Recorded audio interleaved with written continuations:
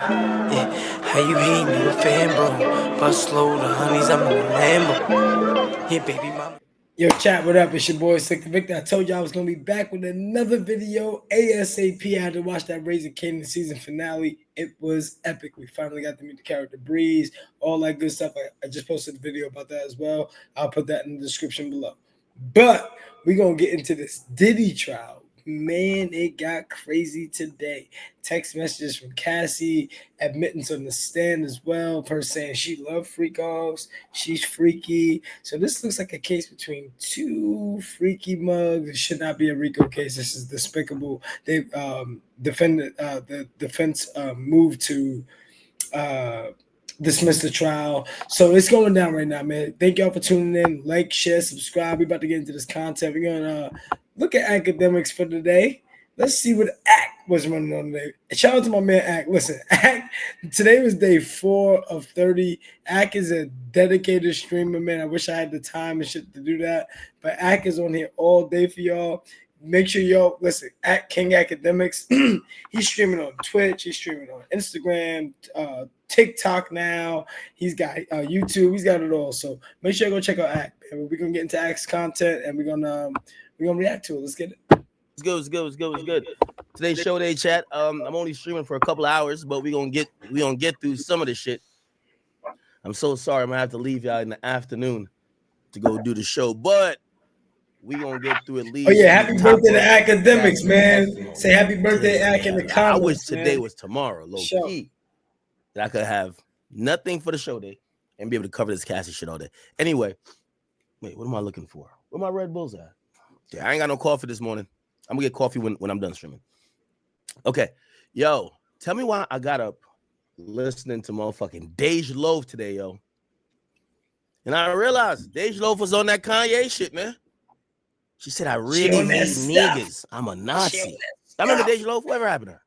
I'm a Nazi too. I don't know why I woke up listening to some Dej Loaf. Crazy. I be on my Marilyn Manson, not be on my Charlie Manson. You already know that. When your dog's guilty of being picky, I told y'all I'm gonna get the YouTube. Serve don't worry about it. My fault. That's when I remember when Dej Loaf was with Dirk. That's when Dej Loaf was. That's when Dirk was in the soft boy era. Is that a thing? Soft boy era. I'm gonna take a little sip of alcohol. I'm gonna fast too crazy though. Content chat till we get to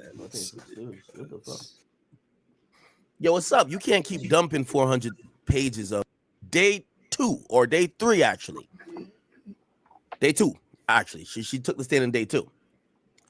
The only thing that makes sense is that if they wait towards the end of the trial, she might go into labor. We're hearing that she's probably 8 months pregnant. She could go any day. Yeah, right? that's crazy. And I'm guessing maybe any week. So they want to get her early that everything could be finished with her, that she don't got to come back. Okay? Now, there is times that sometimes a witness do got to come back. They got to. You know, they at least want to get her. Look, everybody don't get the 6 week layoff, chat. Especially when you got millions of dollars and all that. You ain't got to get back to work. Bring your behind on up back up here. Coochie stitched up and all. You hear me? Hella coochie. Direct. Hella freakoffs, no Diddy. Get your baby all out, chat. We got a long night. Might be 4 days. Pause. Cross, redirect, and also recross. Okay, so let's kind of start this off. But what I'm telling you about the 400 exhibits, they're going to meticulously sit there and comb through a lot of shit with Cassie, right? All right, bet. I'm going to play my man's vlog before he starts, and then we already are in court with some of the stuff. I don't think Cassie has walked out yet, but they're arguing about, you know, the AUSA is tight at Diddy's lawyer saying, yo, what's up? You can't keep dumping 400 pages of like exhibits on me the morning of. Like, what the hell are we doing? Like, you got to give me some notice. And Diddy's lawyers are saying, how the hell could we give you notice? Y'all went yesterday with Cassie. We are preparing our defense. We stayed up overnight, came up with 400 things that we need her to respond to, and we gave it to y'all this morning. Okay, now there's no other time we could have gave it to you, right? Because we're reactionary. We're the defense, okay? Here's my man. Okay, here we are, Matthew Russell Lee, Inner City Press, here in the Southern District of New York Courthouse. Today, Thursday, May 15th, 2025. We're covering the Sean Combs trial. It's misty out here, but we're going in early. Why? Because after yesterday, the direct look at that right there. Don't it look like Gotham City? You see the smoke up there? All you're missing is the bat symbol. That's crazy. Good content. Examination of Cassie Ventura ended. There could have been cross-examination. It was only 4 o'clock, but they got into it. It's not my birthday yet, chat. The birthday is on the 17th. My birthday's on the 17th. So my birthday's in 2 days. On Saturday. About what, and I'm turning 30. Cross-examination can include. Can it include prior sexual acts? It involved Mr. Mark Agnifilo, lead counsel for Sean Combs, saying, if you were just going to say, are you effing somebody? That's not about an act. It's just a colloquial way that people say, are you cheating on me? And jealousy is a big part of the defense. The prosecutors and lawyers for the victims, including Douglas Wigdor, who was on the scene, said, no, you cannot ask about these prior acts. And there's a specific federal rule of evidence about it. Okay, so that's why they were getting to the federal rule of evidence. Douglas Wigdor, who's on the scene, you know, I have an interesting question. I'll post to some whatever litigator that's actually there, or if we ever get the inside scoop. Remember, we got the confirmation. Cassie got $20 million. So remember, she wanted 30, files a lawsuit, she gets 20, right? I would think how these usually work, the lawyer get like 30 to 40%. Okay, I think in this case he probably got 30%. 30% of $20 million, that's $6 million. That's a heist. That's a heist. Now, I have to believe he's not charging her to be at this trial. Keep in mind, he got the settlement already, so he's good. But I guarantee, you just got her the bag. You want to make sure. That's a fact. That $20 million that she got is being put to work to that lawyer just for him showing up every day. He probably took about a good, I'm gonna say $5 million. And attorneys do that. I'll get into my situation I have with my attorney, on some shit, and we'll talk about that in a bit. But let's get to this. But yeah, he definitely, Atkins right. It's between 20 and 30%. He definitely took. And for him to be showing up, talking to the cameras and all of that. We talk about Cassie Ventura's attorney as well. His name. Give me 1 second. Cassie Ventura.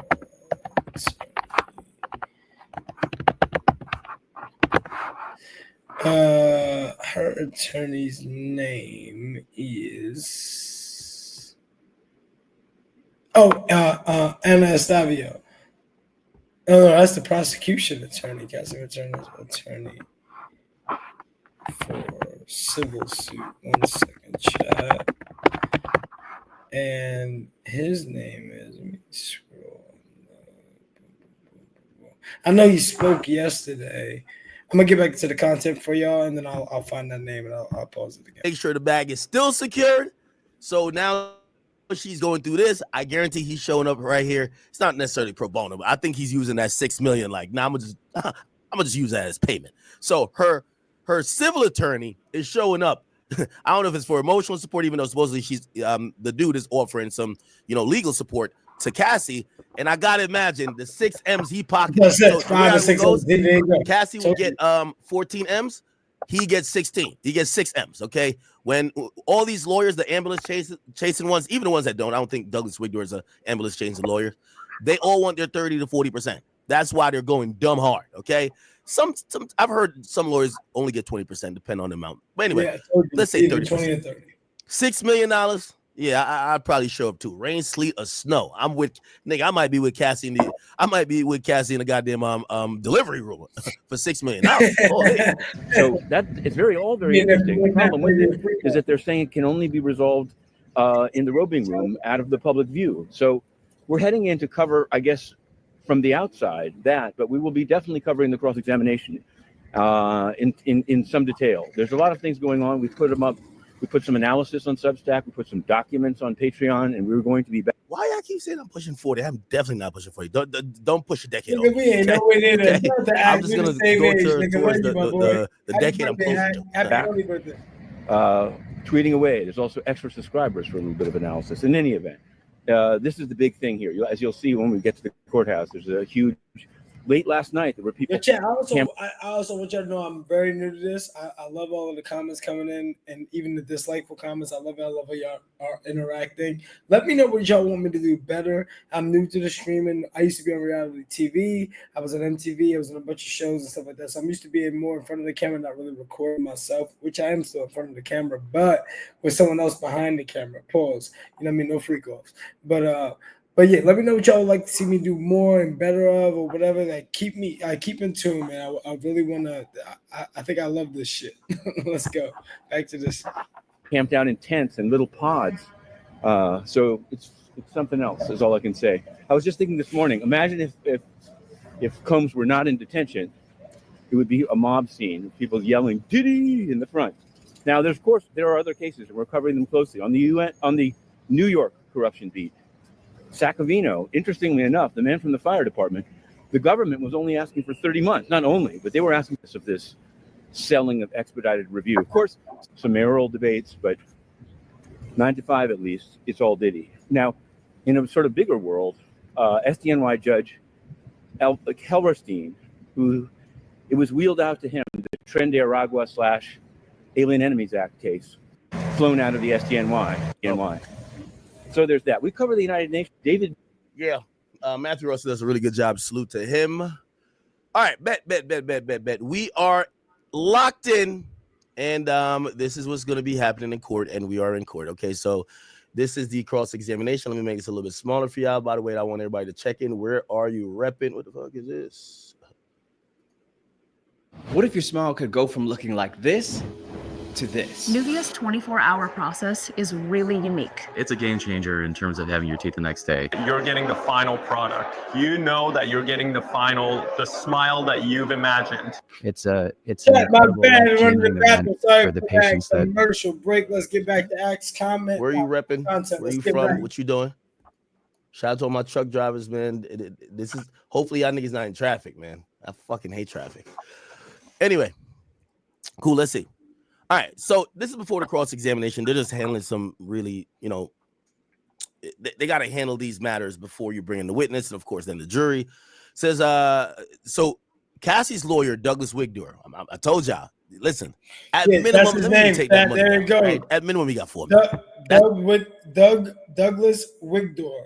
It's Cassie's attorney. He was walking into the court the other day. He was breaking down what he thought about what she had to say the first day on the stand, going into the second day. So that's who we were talking about. Douglas Wigdor. Google him. That's 20%. Like no lawyer is going to represent you in a possible legal proceeding, unless you're just paying them flat out. And keep in mind, Cassie was broke. So Cassie was broke is a joke. And I'm pretty sure they probably looked at Cassie and said, "Yo, if you asking for 30, we don't even want to pay up front. Just give us a percentage of what we get for you, because we about to go at this nigga." Okay, so let's say even 20%. That's $4 million.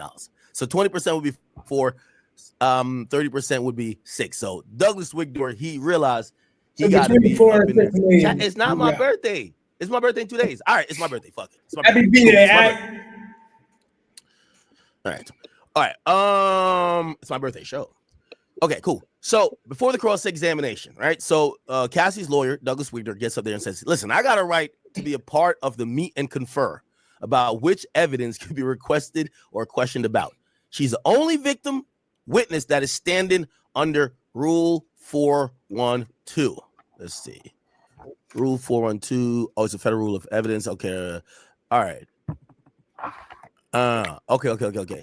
So yeah, her lawyer is pushing for his input in this criminal case. And granted, this isn't between Sean Combs, Cassie, and the government. Is between Sean Combs and the government. However, he's trying to protect Cassie. Honestly, I keep telling you, I think there's a bunch of things that haven't been brought to light. And as much as we're hearing embarrassment, not to cut Ack off, but I think there's a bunch of things that have been suppressed as well, right? To protect Cassie's image and all of that kind of stuff. Because remember, Cassie, we really ain't heard from Cassie since I think I want to make a move. Yeah. Baby, tell me when you like it. Tell me if you like it. Really, like, Cassie's biggest existence was when she got with Diddy. She shaved her whole head up looking like Britney. It was crazy. So, Ack is right. Listen to that Rule 412. Listen to what it's about. embarrassing things about Cassie, I do think they have made sure, I think AUSA alike, and also his or her lawyer is making sure that certain things probably still don't get out of there. I know you think everything's being bore all, but I don't think that's the case at all. The judge says we got to move forward. So it look like they're kind of like shooing away Cassie's lawyer. Like, get the fuck out of here, nigga. All right. Any other issues, Ms. Slavic? And this is the AUSA. It says, as we noted in our email to the court early this morning, and it says, no, judicial documents are not put out in the public document. It says, we might get a sign from Miss Stavo who will cross. Okay, so now we figure out who will cross. That's the So female Mrs. attorney on Stavo. Diddy's side. Let's Google her again. Yeah, it's the female Diddy side. Stavo.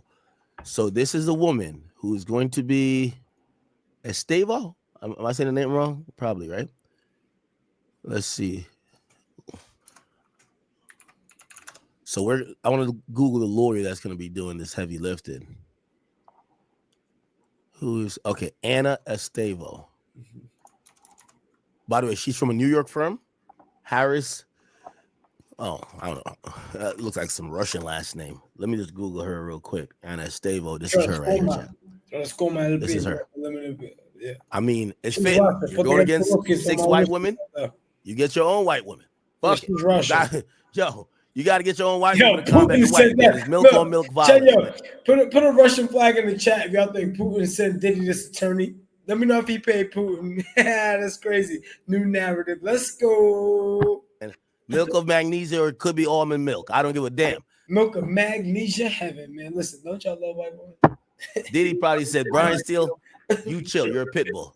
Mark Ignifilo, you said I got it. Brian Steele is YSL. That nigga's a goon, nigga. Don't let the white fool you. Brian Steele's a nigger. The baby off from Costco. You shut up too. And probably looked at he has a black attorney and says, hell no. Hell no. You look like the nigga who I used to bring in the room to fuck Cassie. It's always good when you, my bad, this last time I'll pause it for a minute, but it's always good when you're going through a case like this to have a female attorney, right? Because the female is a female against a female. She's battling. If this attorney believes in you, she's a female. She's going to go gun-ho on that girl. You feel me? It's crazy. Back to the concept. You seen the guy. You seen the sketch of the porn star, right? Philip? He's a bald guy now. Got like a little, hammerhead. Pause. Extra pause on that. But he's like 40s. He's in his 40s now, and he's the guy who was the jury sees as the male escort. So I could imagine he's like, yeah, I don't want my black lawyer now questioning her. So let me just use this woman. And I would imagine this got to be a strategy that was planned from the get go. This ain't no let's plan this at 4:00 last night. I gotta imagine this was months ahead where they're like, yo, what are we gonna do on Cassie's cross? And they probably planned this out carefully. They probably did mock examinations. When you get to trials like this of this magnitude, right? Especially ones where, I think this is the biggest moment in the trial, of course, unless Diddy takes the stand. If Diddy takes the stand, internet shut down. Facts. That would be one of the biggest moments ever, right? Comment below. Do y'all think Puff will take the stand? I hope he does, because like Axe said, the internet will be shut. Well, actually, I hope he doesn't, because it'll help his case. But it might even help his case if he takes the stand, right? They want the people that are on that jury. Just imagine you sitting in that jury. You've known Puff Daddy, right? You've known Sean Combs. Now you know Miss P. Diddy. You've known Brother Love. You've known Kane Love. You know all these names, right? Wouldn't you want to see him on that stand? You want to see how Diddy. You want to hear one of your favorite celebs talk in person, or someone you despise talk in person, right? Like up front and close, and you have the opportunity of being here without paying such amount of dollars for a concert, such amount of dollars for a meet and greet, such amount of dollars for an interview. You know what I mean? So that just think about that from your own perspective. Put that down in the comment section below. This is crazy, man, to see Puff like in 2025 on trial. I never thought in my life I'd see this. Like never, man. So let Ad cook, man. At least let's say entertainment, television, court type of shit. But that remains to be seen. Right now, this is pretty much the biggest moment in this case. So I would imagine they hired her just for this, right? And it looks like this team of litigators, everybody has a role. We're seeing everybody jump in. Xavier was objecting, and he was the main one who was going over was it Flora? I think it was Flores. It was Flores, but it might have been Philip, which was a sex worker. That was his part. Then he got out of there. We saw Brian Steele handled Flores, actually. So we had Xavier who did Philip. So the second witness, which is Julian Phillip or whatever his name is, not Julian Phillip, I'm sorry. Daniel Phillip. That's the sex worker. They used to call him Jules. Xavier Donaldson handled that. Brian Steele handled the first guy. And then we keep hearing either objections or potential appellate issues get brought up by Alexandra Shapiro. I'm not going to lie. His team, everybody has a role. It's not just 9 lawyers all trying to do the same thing. This is like the dream team on the OJ case, right? You had Robert Shapiro, you had Johnny Cochran, you had Robert Kardashian, you had what's my other guy's name? Dude who turned against him, Bill. I forget his name, but that dude, like, you know what I mean? You had all of these dudes who played a role, right? And this is the same thing that's happening here, man. And you know, I gotta say. Oh, and you had Alan Dershowitz on OJ's case. That was he was at that point he was a professor at Harvard, a law professor. So like he was like sending in telegrams and all that stuff into to his team. It was crazy. So yeah, that's kind of what we're doing right now with Puffy. So this is right here might be the new trial of the century. Y'all let me know down in the comment section below. We back to the content. We all know if anybody watches basketball or shit, if you watch even football, if everybody needs the ball to shoot, you probably ain't gonna have a team that win. Word to LeBron. You get what I'm saying? You need the people who are, I'm gonna just be in the corner. I'm the person who I'm only here to get rebounds. And it appears that Diddy's team seems kind of organized where everybody is jumping in. We haven't heard too much about her until she was carving out and prepping what they could ask Cassie. So I guess her job is to do the cross. Now, here's the thing. There could be another attorney or they could switch places when it comes to recross. But we'll see. So cool. So now we know Stavo. Yeah, you were right. It's a redirect every time. Stavo will be doing the cross. Slavic then says the defense last night dumped 400 exhibits on us. This can't continue. Not during the whole trial. And the judge says, Mr. Stavo, what's up, yo? And she then says, we've been working tirelessly in response to Mrs. Ventura's testimony. The judge then says, Mark. Now, Mark is supposedly the lead, right? Even though we haven't seen him really do any work other than address the judge, he hasn't cross-examined any of these witnesses, okay? The judge says, Mark, I thought you were going to take this off my plate, right? The judge did have a conversation with Mark at the beginning of the trial. Mark starts to say, this is Mark Agnifilio, says, I will keep trying, but this is the main witness, Judge. She stands by herself. We've been doing this all night until 3 in the morning. We flagged exhibits for them. Meaning the prosecutor. Slavic then says, there are 24 exhibits that the government has objections to. They're listed in the chart. The judge says, just the one in the chart. Again, these are judicial documents. They're not going into the public docket. And you like that? My bad, chat. I see you barking, boy. I got you dressed. I hate these ads. That's why I hate them. That works for you. Yes, sir. I see you. Let's get it. Never sue the other driver after a car accident. There's a better way to get paid a way bigger check without having to go to. Yeah. Okay, cool. So now looks like they get past those issues rather quickly. They say bring the jury in, and the jury then enters the court. Obviously, Cassie is entering the court as well. Cassie's sworn in. The jury is sworn in, and basically they're beginning. So this is the start of Cassie being cross-examined. So it's like they say, Ms. Ventura, did you love Diddy? She said, I did. They said, for 11 years, did you take care of him? She said, in some ways.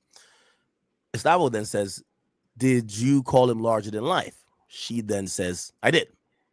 Okay. All right. Now, again, we're going to be waiting about 2 to 3 minutes between every update. At times, you know, he's able to type. I don't know how he's able to type this in court. We learned yesterday that they're taking your phones when you walk in the court. So when you walk in the court, they're taking your phones. So somehow he's able to scribe this, and I think he has a special access because he's fought so much cases of lack of transparency and media privilege. He's always in SDNY, which is that court, that federal court, and he's fought he's raised so many motions and fought so many cases, especially against the UN, the United Nations, that he's allowed, or I don't know how allowed, but he has some type of either carve out or he has some type of device, right, that he could tweet all this out. So we really only have one source, which is him, until the other people who are in there taking notes, they come out of the courtroom, and then we could go to a couple of the different sources and see what they're saying. You get what I'm saying? So until then, we really only have this. And by the way, this is not only for us. NBC News, Law and Crimes, CNN, E! News, they're all using this guy. Everybody's source is this guy, because literally in the city press, if y'all don't remember when 6ix9ine had his case going on, in the city press, that's when he made like his claim to fame, right? In the city press was covering the whole 6ix9ine case. He's been covering all of these most recent cases that are in federal court in New York. I don't know about anywhere else, but I know all of the major hip hop cases in New York he's been covering. So shout out to In the City Press. Definitely go follow him on X. Go follow him on his Patreon as well. You'll get extra content on the Patreon. One is allowed to have. In chat, while I got you guys' attention, we're going to be dropping the new Slicktor Victor merch. We got the Shopify account on slicktor.com, slicktor.com. And I hear a lot of you guys asking about the intro song. It's called Fan Bro by Slicktor Victor. It's been out. It's on all platforms. We got a new song out with Max B right now called Count Money, Free Max B. He'll be home in November. We'll get into that at the end of this, man. But make sure y'all go check this out. Tune in, tap into all my music, man. It's up. A phone or electronic device in there to be able to give their own versions. You're allowed to take notes, pen and paper. That's it. So we'll be waiting. Okay. It says others called him Diddy or Puff Daddy, but you called him Sean, right? She said yes. Stavo says, you knew a version of him that the world couldn't see, right? Then the AUSA says objection. The judge says overruled. Ventura says, in what ways? Now, I think we're watching how Stavo is trying to set this up. She's establishing, you loved him, you viewed him a certain way. We don't know where she's going yet, but clearly this is the strategy to set up what we're anticipating to be a long cross-examination process of Cassandra Ventura. Remember, Diddy affectionately used to call her Cece, which stood for Cassandra Combs, even though you could tell he had no plans to get married to her. You get what I'm saying? Anyway, can't stop, won't stop, huh? Yeah, we're gonna see how this is. Let me tell you this all-star lineup, if not for the result, we don't know what the result of this is going to be. But what Diddy is paying for all these lawyers to be here on trial, all the paralegals, the investigators, the ancillary people, administrative people, that's what comes with every time you hire one of these people that come from a high-powered firm. You're going to get access to their paralegals. You're going to get access to their administrative people. So you're compounding a team that is scouring. Like, if they're all, you got to remember, right at this moment, they're working 24 hours. You know, a lot of lawyers work off billable hours, right? You know, word to my man PBD, because this is true. I know, because I see the bills. When I get on the phone with my attorneys for 20 minutes, they charge you for an hour. So when you see like, what the fuck? A $1,200 phone call? What the fuck? We just talked for 20 minutes. It is what it is. Diddy got 9 lawyers. They're also charging top dollar. Not only because they're going to charge a premium as Diddy. Brian Steele just came off dropping a smooth 81 points. He's charging top dollar. Mark Agnifilio is dropping top dollar. You have Tenny. You have all these other people. But also, then you got to think about it. Diddy's paying for a PR firm. Diddy's hemorrhaging cash right now. Not saying he doesn't have it. He did liquidate a bunch of things. And I think he prepared a war chest. Remember, he was trying to sell the plane, trying to sell the house. He also got a new mortgage. He like refinanced, so he took some equity out to get liquid that he could start paying some bills because he knew there ain't no more Ciroc or there's no more Diageo deal. The music industry shit still pays him, but like he lost everything, man. So just imagine that, right? Like Puff been on top of the game since pre-Biggie Smalls, man, you know, and to have all of those things stripped into that he worked for so hard, to only have this weak evidence in here, which only really makes him look like a domestic abuser and a freak, right? But Cassie's also agreeing that she was a freak, which you'll hear further on into this content, which is crazy. So I watched this whole day today. It's been insane, man. Just watch what's happening. Fellas, watch out. When you get the bag, they're coming for you. Just remember that.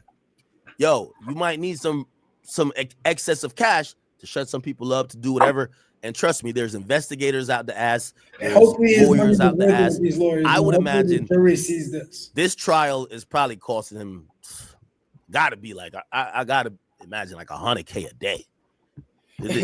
That's why Puff sold the crib, the Holmby Hills mansion that they raided. Like, listen, that crib was worth 50, 60 million, maybe even more than that. But at the end of the day, that's for this trial, right? His kids are doing the Diddy coin, whatever, right? They're doing that. This is pay for the trial. So once he gets home, they're right back to business. They still got all the extra money. They got the money from the other house. They're gonna buy another Freakoff house. Sorry, but they're gonna buy another one, and you know what I mean. They're gonna do what they gotta do. They're gonna keep the party going, right? The party never ends with Diddy, brother love, the king love, free brother love, free love, man. It's free love on these streets, man. This is gonna be this is gonna be really one of those. If you ask me, this is just. I know I paid to. I have good lawyers. They're like top tier. But these are like not only top tier, they're celebrity lawyers. They're what you call super lawyers. So then you got to put that rate, put it plus another rate. Plus, yes, I'm pocket watching how much celebrity. Yes. So if you got that, they know you got that bag. So anyway, and what I was saying is that they're working through the clock. They're working 24 hours. They pretty much saying, yo, Puff, how much is your life worth? All right, you just liquidated 50, 60 M's out of this. All right, we need that. That's worth your life, right? All right, cool. So we're gonna build a team of lawyers, but this lawyer needs another 50 million. You got that? All right, cool. We need that too. So let's just say he had $100 million in lawyers, man. He's on his OJ. But OJ didn't pay that back in the day. OJ didn't even pay them lawyers. They didn't even get paid in full. Go watch them documentaries, but back to this content, right? Hours, right? Like there's telling you where we work till 3 I'm a.m. getting comfortable with y'all now. Stavo says you kept coming back to him for 11 years, didn't you? On the loose, pause. Cassie says, I wouldn't say coming back. That's going to be interesting, chat. Was she voluntarily returning, or was Diddy forcing her to come back? That's going to be important. And Stavo says, you believed he loved you too, didn't you? Ventura says, yes, I did believe he loved me too. Stavo then says, so when he cheated on you, did it hurt? Ventura says, not every time. Interesting answer. Not every time. Chat, you get where they're kind of going with this?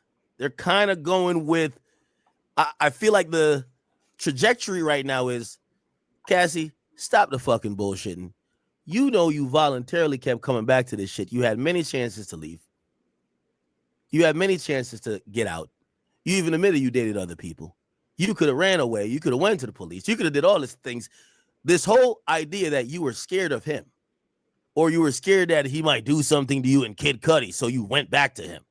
That don't make no goddamn sense. You was loving that lifestyle, wasn't you? Keep it 100. That's what they're trying to get to. Now you gotta let the woman do it. Can't let a pit bull like YSL Steel handle that, right? Cool. Want to know why most new YouTube channels fail? It's because getting your first 1,000 subscribers the tradition. Here we go. Stavo says, bring up this defense exhibit, and they're bringing up an exhibit now. The AUSA says objection, which we're going to hear a lot, because remember, you have to enter some of these things in evidence, and they're not in evidence. And remember, there's 400 new exhibits that supposedly the defense wanted to do. The judge says that's true. That's not in evidence. So because it's not in evidence, they could have her refer to it, but they can't put it up on the screen for the jury to see. It says, Miss Ventura, just read it to yourself. Why did you send this message? She says to let him know I was going to dinner. Okay. All right. We're going to see, Chad.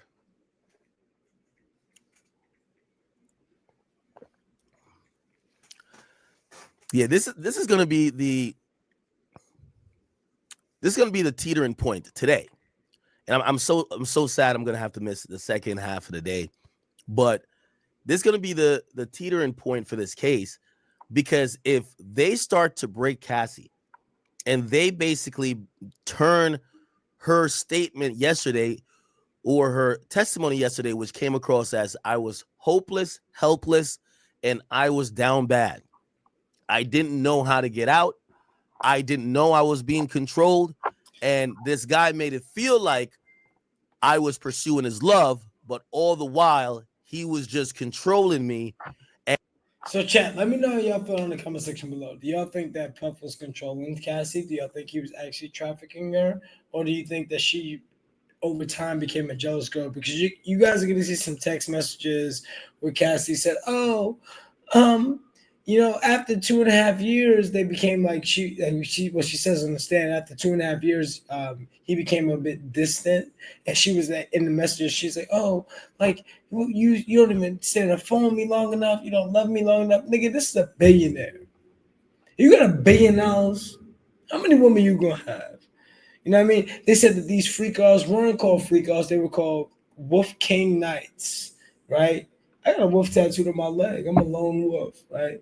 Puff's got a king crown tattooed on his back. They said that that's a crown. So that means that if I went to trial, they say, oh, Vic, well, you were a wolf, right? Don't you have a wolf tattooed on you? Hey, Puff, you were a king. Don't you have a crown tattooed on you? Wasn't your name King Love? Wasn't your name Brother Love? Wasn't your name Love? Right? So y'all tell me down in the comment section below, man, what y'all think. I think the case should just be dismissed. I think this is a mockery. I think this year, between this year and last year, and the year before that, we've had the biggest mockeries of the courtroom, right? First off, 2023, I believe it was 2023, or either early 2024, we have the Johnny Depp and Amber Heard trial, right? Complete mockery of the court. Waste of time, waste of taxpayer dollars. This is the money that's coming out of our hard-working pockets. Then next we had the what was the other celebrity trial that went on? It was a mockery, and now we got Puff, right? So y'all tell me down below, and I'll think of the other one. I'll let y'all know in a minute, but I don't want to waste the content, so we'll get right back to it. And he was just sex trafficking me, right? She did a good job yesterday of kind of putting that out there. She ended it with a drop mic moment. It's the pain I felt. That's why. And it was supposed to preemptively, respond to, because there's. Oh, and the Tory and Meg trial. It's just a mockery of the court. Look at what just happened. Tory got stabbed 14 times. Being inside, he was trying to stay quiet, stay silent. Man, he said, man, fuck all that. Told the attorneys, yo, let that info that we got out, right? Let it out. Kelsey did that. Man. But Kelsey, guess what? She got immunity. So guess what? Even if she come out right now and say, yeah, I did it just to get Tory out, she should have been did that. That man been in jail for 29 months. Imagine that. He didn't even do no freaky stuff like Puff do. Do I think Puff should be locked up for the freakiness and maybe beating Cassie? Not for the freaky stuff, but for the beating of Cassie, the domestic violence? Yes. That was a horrible video to watch. It was horrible. She didn't even fight back. I could see if she had hit him, whatever. His attorneys is trying to say that. Oh, they beat each other up. She didn't throw no punches in that video. I didn't see it. Did you? You let me know. But what I think is that he should be in jail for that. It should have been a state case, domestic violence, simple assault, whatever. That's a misdemeanor. Maybe an M3, maybe an M1, depending on how severe they make it out to be, right? Or the jury picks it to be, right? But not for no trafficking. I'm not seeing no trafficking. I'm hearing a woman who was scorned. You should beware of a woman with a broken heart. Shout out to my man Big Sean. But I'm not seeing this as trafficking. Y'all let me know. Keep listening. We'll see. There's going to be a section where they say, yo, why the hell did you wait 5 years to bring up a book and ask for $30 million? Why did you wait 5 years? If you were that hurt, bro, keep it 100. She left Puff for her gym trainer that Puff was paying for, right? He's paying this dude's bills. Dude was probably getting more money when he was, working for Puff. Still had access to Cassie. Still was cracking it down. Had enough time to cheat plus make money at the gym. Y'all tell me what y'all think. Let me know. You were broke. And she wants to say, no, I tried to kill myself during the 5 years. I was hurt. This shit fucked up my life. I didn't want to live. And when I couldn't figure out any other avenue to deal with it, that's when I brought up the book.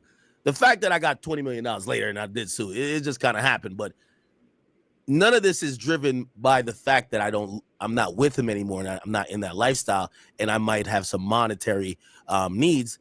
It's all because I was a victim, and my life is ruined forever because Diddy had dozens, actually, well, she said hundreds of instances, but we don't know, at least dozens of men ejaculating on her and peeing on her. Okay? In her mouth. Pause. So let's see. Nah, it's not pause, it's Cassie. Now that I use Monday service, AI makes solving tickets my form of meditation. Monday service.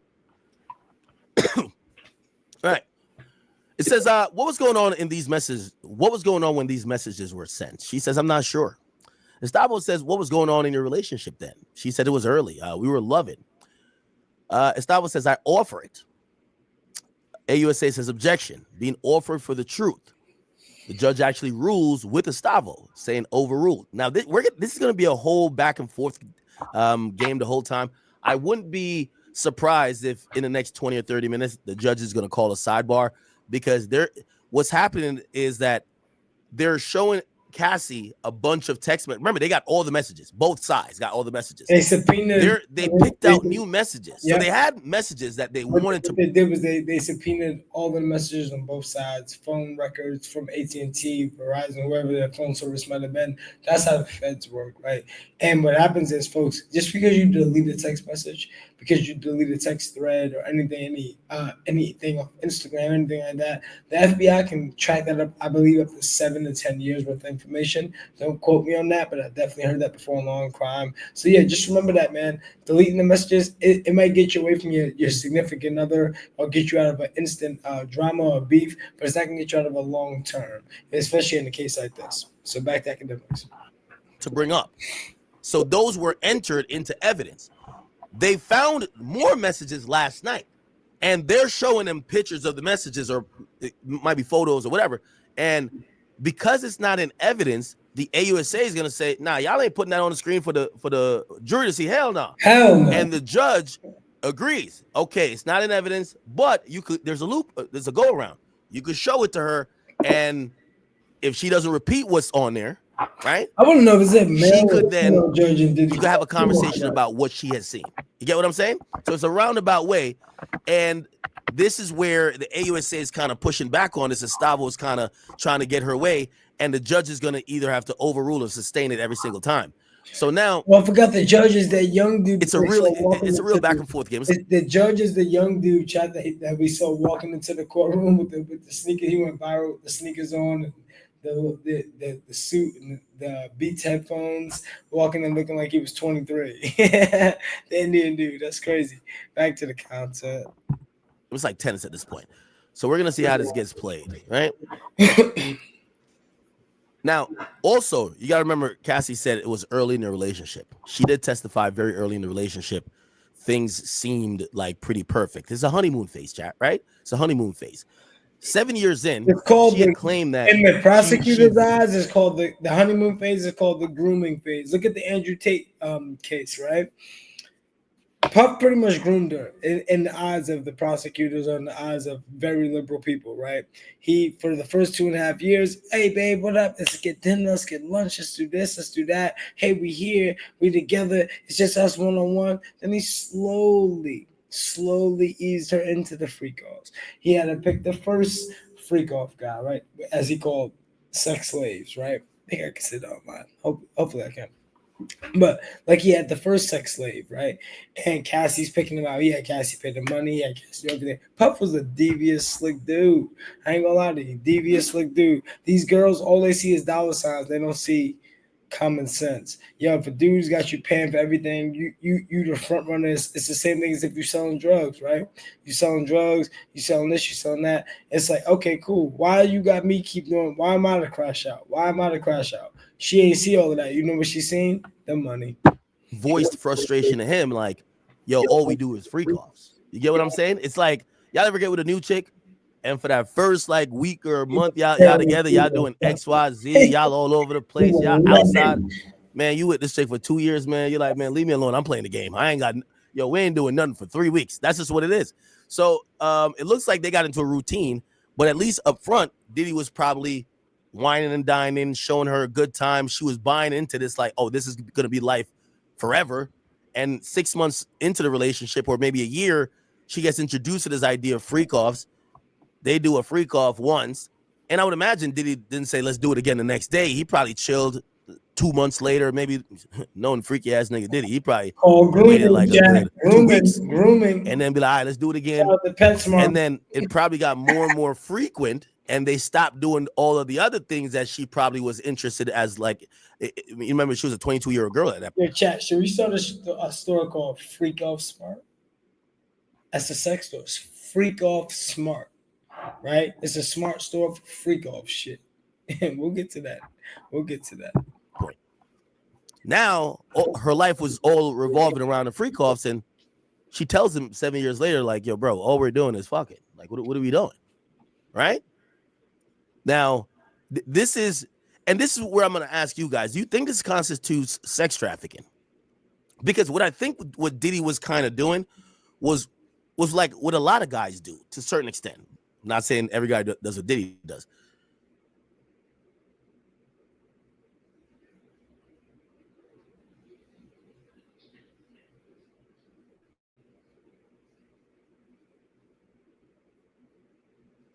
As things became more mundane later in the relationship, and all they're doing is freak-offs, Diddy is starting to almost like let her know, don't worry, like, yo, you're Cassie Combs, like almost giving her that false hope, like, nah, don't worry about that. You gonna we be finna wifey. Get married, like, you we gonna lock in. Listen, we don't all pull it. Look, baby, you gonna be wifey. Look, you don't have the last name Combs. Mind you, Diddy's a billionaire. She's like, oh my God, really, Pop? I'm Mrs. Combs. Yeah, you know, I'm about to give her to Kim. I'm gonna have a baby in you. All you gotta do is do this. And she like, really, Pop? Yeah, you down, baby? Of course I am. Come on, man. You know, and he hit her with the take that. And that's the type of thing that I believe she was always having, that hope that she was gonna either have kids for Diddy. You know, we heard Roger Bond say that the average professional wastes over 3 hours a day on manual tasks, but that changes now. With on-demand, you can leverage. There's a saying that back in the day, say, right? My parents was always telling me this, right? The same way you got them is the same way you're gonna lose them, right? Same way you got her, same way you're gonna lose her. So it's like, you know, you meet a girl, you know, she cheating on a man with you, she get with you. What you gonna think? You're gonna be like, oh, yeah, that's my shorty, da da da nah. Guess what? You gonna wife her up. She gonna do the same thing she did to her man to get to you, to the next nigga. So just remember that, man. And that, you know, that's how it goes. So Cassie got stuck up in that. She met Diddy while he was still with Kim Porter. Rest in peace, Kim Porter. Shout out to King Combs. You know, that's his mom's. You know what I mean? Shout out to the twins. And it's like, you know, that's how she got with him. And what did you expect? What did you expect? Nigga got $1 billion, man. He ain't staying with no one woman. Yo, niggas with no dollars don't stay with one woman. It's not. We're men. We're meant to reproduce. That's what we're here for. We're not here for love. Women are here for love. Men are here to reproduce. Remember that. She would ask other people to be like, yo, could you try to bring it up to Sean about getting married to me or having a kid with me? Like, she wanted that. So Diddy realized how desperately she wanted that. And I guess maybe the thirst of her wanting a career also kind of started to dwindle because Diddy was killing that opportunity. Like, Diddy literally killed her career. It's pretty much facts. Now, you could make that argument and say, well, he gave her a career. That's probably. Did she have that Me and You song before Diddy? I think she did. She had it with Ron Leslie. Yeah, with Puff. Anyway, let's see if we got another tweet. 10 album deal.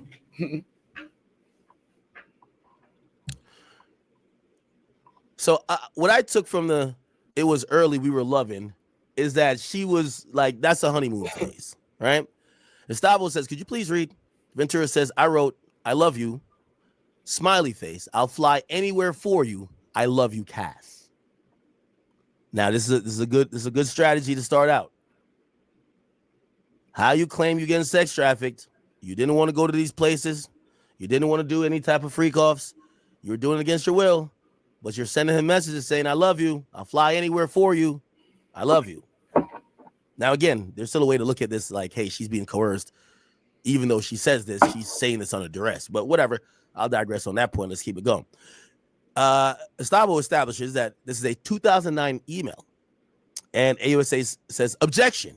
Hearsay. The judge says, Stavo, ask more questions, please. Again, you're going to keep hearing these objections.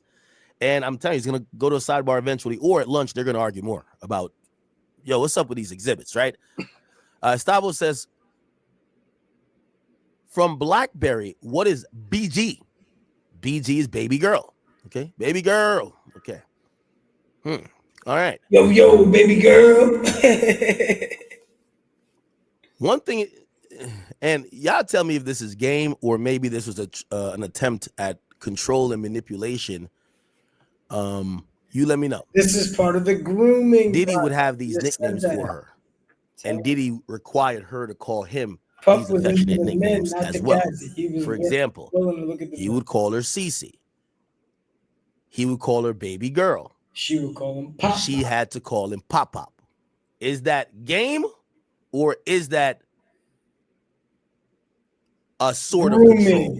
Grooming, not assuming control. Grooming. Remember, the nickname Pop Pop comes from her grandfather's nickname, and he supposedly had asked her, what do you refer to your grandfather as? She says, well, I refer to my grandfather as Pop Pop. And he says, you should call me Pop Pop. Remember, Roger Barnes also told us that Diddy was having a conversation with Cassie's dad and checked Cassie's dad and said, I'm her father now. What? Nigga Puff said, bitch, you call me daddy, man. He on his king, man. You call me daddy, man. Yo, Fifth, get me in that power shit, man. Let's go. Is that? Hey, yo, chat, y'all better clip that right there, man. He said, what, man? Call me daddy? Call me daddy. Call me daddy. Yeah, nigga. Y'all better clip that, put that shit, make that shit go by, bro. I need to be in power. Let's go. Game? Some player shit? Or is that control shit? Somebody said, nah, it's just being in a relationship. Okay. All right. Okay. Someone says they watch trafficking documentaries that happen in Romania. And he says, based on what he watches about those trafficking documentaries that happen in Romania and how sex trafficking works, he says he's seen similarities in this and he believes this is trafficking. Now, I don't know if it's the same laws. Remember, Andrew Tate also was accused of sex trafficking in Romania, and they accused him of using what they call the lover boy method. I don't know if that's necessarily exactly in U.S. law. Chat, but I just said with the grooming thing, this is the lover boy method, right? Hey, yo, no, babe, I'll fly you here. I'll do this. I'll fly here for you. I'll do that. I'll bring you here. You can have this. We can have lunch. Then about the palm trees, like, you know, all of that kind of stuff. That's the lover boy method. That's wheeling these girls in, and they feel like that's called trafficking, right? You're grooming them. You're getting them ready. Hey, look, baby girl, he ain't doing you like I could do you. Come on over here. We're gonna make some real bad. I mean, so it's the politically correct word of saying you're a pimp, right? Let's just be real. Could like use it in an indictment. The lover boy method is. Tell me if you don't like my take, man. What regular niggas would call selling the dream. You tell them I'm here. Like, I can't wait for you to have my kids. I can't wait. I can't wait till we get married. We go buy a house, move in. We gonna move to LA. We gonna do this. Like you super up so much. She's like, oh my God, take the pussy, whatever you want. I'll kiss your feet, whatever. Like I just want that dream you done sold me. And then basically in the back of your mind, you be like, yo, bitch, we ain't never gonna get there. I'm just trying to get the box. That is a part that's seen as manipulation. And if it's done in a certain way, right, where you either extract money from that person or you extract just sexual services in a trafficking way, that could be, that manipulation there is something that prosecutors could use in making their case. You get me? But I've seen that in Romania. But I just to be fair, I haven't covered much sex trafficking cases in the US. Like we usually just do RICO shit, right? Or like gun cases or something. All right.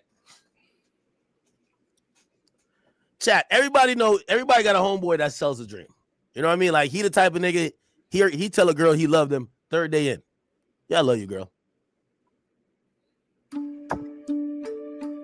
I'll be I love you. Right, you made a check. Damn. Yo, I can't wait for us to have kids. You like, think it's only been a week. Like, well, he telling her that. Yo, you my wife. Like, he don't even make the girl his girlfriend yet. He said, yo, that's wifey. That's the grooming phase, chat. He just start over promising. And women sometimes do fall victim for that, right? Or not necessarily victim, because I want to say, because I think women lie to men too. Like, you know, some people also say, no, that's just lying, or that's just sometimes the honeymoon phase, like just saying shit you might not mean. It doesn't mean you're trying to manipulate, right? It's like you it's like you ever been in the middle of sex and say some shit you absolutely don't mean? And as soon as you get that post-nut clarity, if Shorty brings it up again, you're like, Lil Wayne said it best. As soon as I come to my senses and I will say CEO's name, then I would be tripping and be in the scheme, not me. But you feel me? So that's the same shit right there, man. What? All right, we're waiting for the next tweet here, people. Okay. Cassie already had a boyfriend who was a producer when she met Diddy. She wanted Diddy money, so she left her man. Now, that is going to be a very interesting point, chat. The interesting point of Diddy's attorneys trying to make the argument to say, well, Cassandra Ventura is an opportunist. She's someone who chases the bag. She chases the check. She got a taste of the music industry lifestyle and what that opulence and, you know, that rich lifestyle looks like when she got with Ryan Leslie. And every time she tried to choose up, she got introduced to Diddy. She tried to choose up. She did. At times when she thought Diddy wasn't doing it for her, she tried to go link with Drake. Remember, there was rumors she was about to sign to Drake. Then, after years of trying, and these guys like understanding what she got going on, and it wasn't going anywhere, she falls in love with another guy. Y'all know Ryan Leslie, his biggest and then after realizing her game of musical chairs of chasing the bag has erupted or eroded, she's now suing, and this lawsuit turned into a federal case. I mean, that could be an angle, right? That could be an angle. You got to tie the part that the only reason why she's trying to get millions is because she's used to the lifestyle and she was chasing the lifestyle. She's just an opportunist. That's a defense angle, right? All right, I don't know why we're not getting another tweet yet. What's going on? What's going on? All right.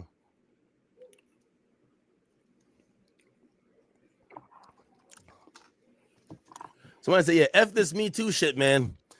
Well, here's the thing, too. I think because once we hear there's a potential victim, we have to treat it with kid gloves, right? Like, I see a lot of these chicks, I see a lot of these chicks on, like, social media. Now, this is before, like, Cassie's time, and I'm not saying Cassie's necessarily this, but, like, I see a lot of these chicks, they literally let you know what it is. If he can't buy me D or he P or. Like, that's how they're running. Chat. So I agree with Ak. I lived in LA. These women are whores. I'm sorry.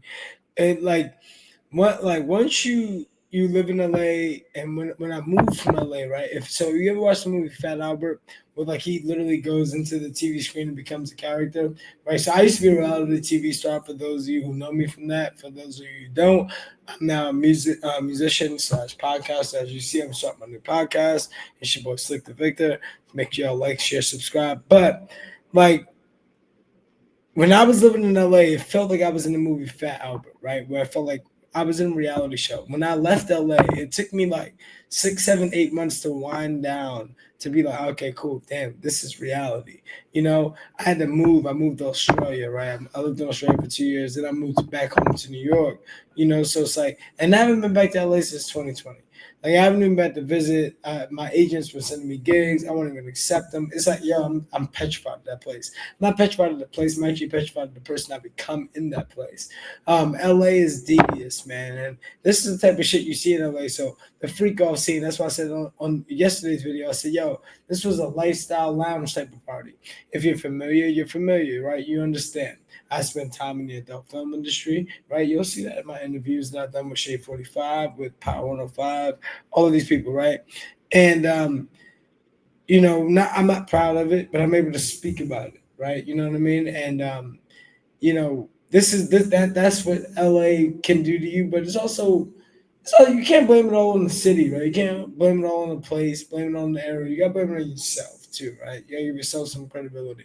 But when you get to a place like LA and it's Hollywood, right? You're around all the stars. There's all of the drugs, all of that good stuff right around you, right? You know, you're young, you know. This is the type of shit. Oh, damn! I can get into the cameras. I'll be here. This before Instagram was as famous as it is, pre-TikTok, pre-Twitter. You know what I mean? So you got to think about this kind of stuff, man. And you know, let's act is talking some real shit. Later on, when they make any accusations, and you realize that their intent in the beginning was chasing money. Now, here's the thing: is it reverse? And again, this might be a stupid point, but allow me to try to make it.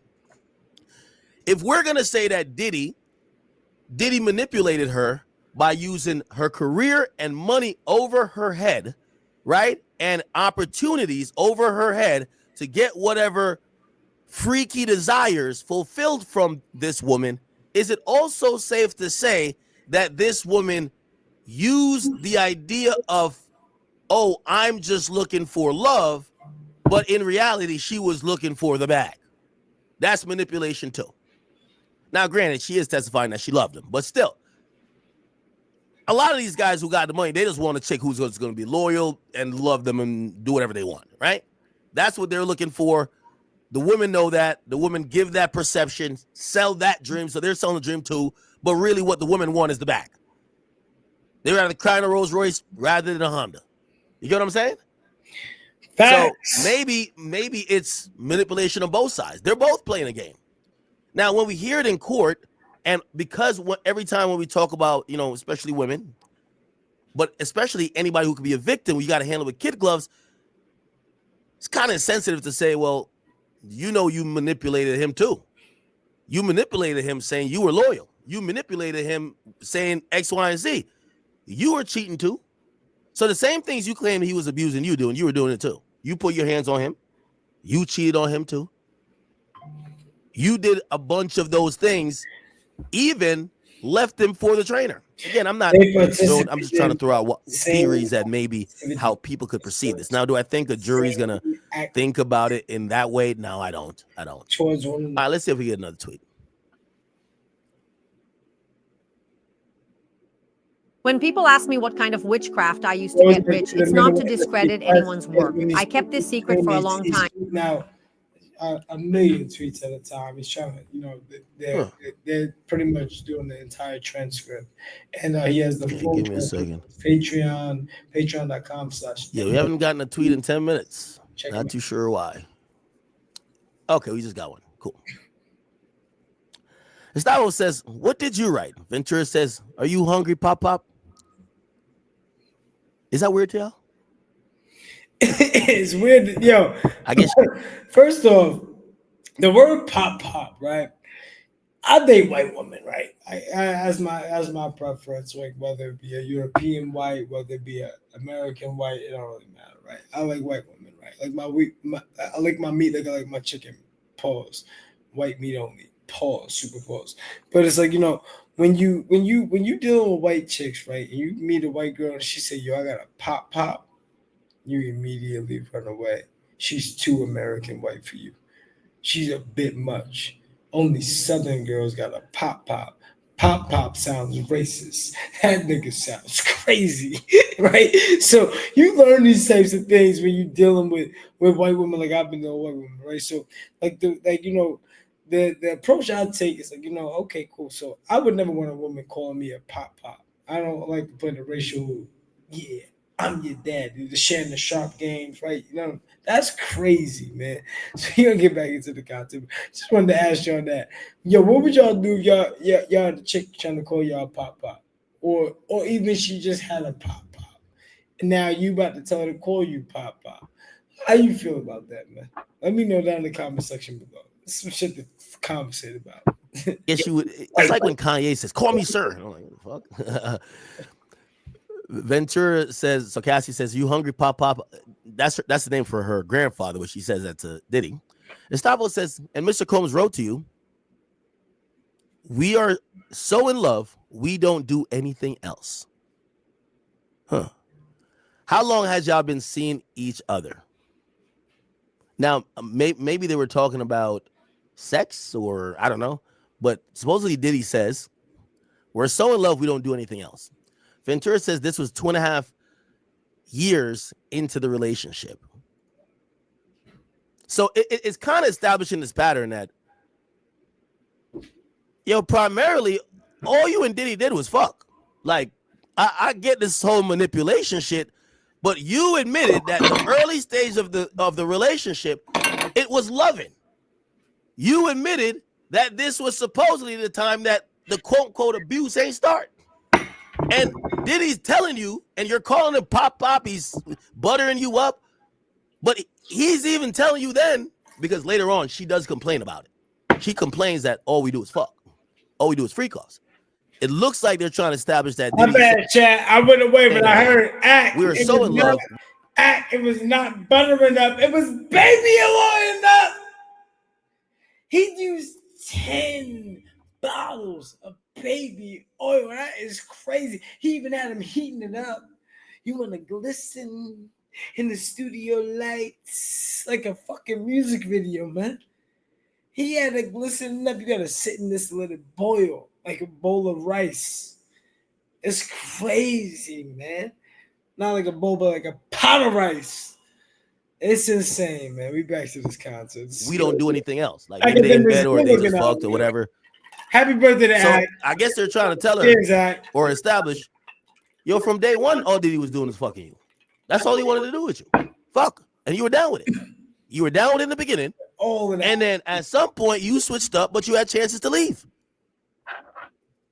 How did you get trafficked when you could have left? Remember, they started out the question by saying you kept coming back. Then they said, okay, when was this in the relationship? It says early. We were loving. Okay, so y'all were loving. It wasn't abuse. Bet. But it's early. In 2009, you said, "I'll fly anywhere for you." This is 2009. That's what she said. "I'll fly anywhere for you." Cassie is saying they were loving then. So you said you would fly anywhere for him because you love him so much. He's telling you, damn, all we do is fuck. He's not complaining, but he's like, damn, we're so in love. That's kind of all we're doing. Like, you know what I mean? Like, we don't do anything else. I don't think, let me put that in context. He's basically saying, we just been fucking a lot, right? Because we're so in love, we don't really do anything else. And so how long y'all been seeing each other then? For 2.5 years. So I think they're trying to establish, like, there was no drastic shift from how Diddy first met her to what it ended up being. And Cassie had the opportunity to leave, but she ain't want to leave because of the lifestyle. She was chasing a check. She was chasing a bag. Again, for people who are just tuning in, I'm reading Cassandra's Ventura's cross-examination. We're about like 20 minutes in. Please note, if you hear me giving a scenario, I am playing devil's advocate to a certain extent. And also, this is the defense time. So I'm trying to put some, meaning to what we're seeing in tweets. The tweets sometimes are dry. I'm trying to put some meaning to it, how the defense is trying to get it to play. All right. All right. Stavo says, please read this. And this is on 1364. I haven't talked to you at all. You don't even try. You rush me off the phone. I'm really hurt. I don't need your money. I need some attention. Stavo says, you wanted your special time with Mr. Combs. Ventura says yes. Okay. All right.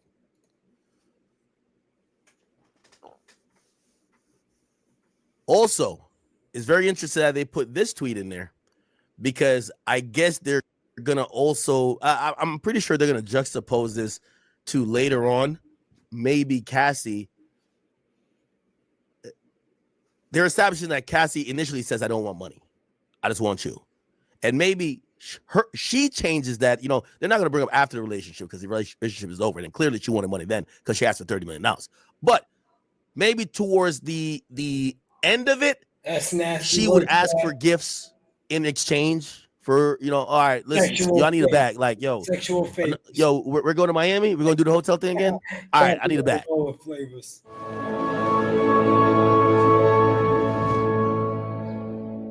Can you imagine how, you know what, I just want to ask you. Here's how to never have to worry about money. Can you imagine how her husband is feeling right now? Money after a car accident.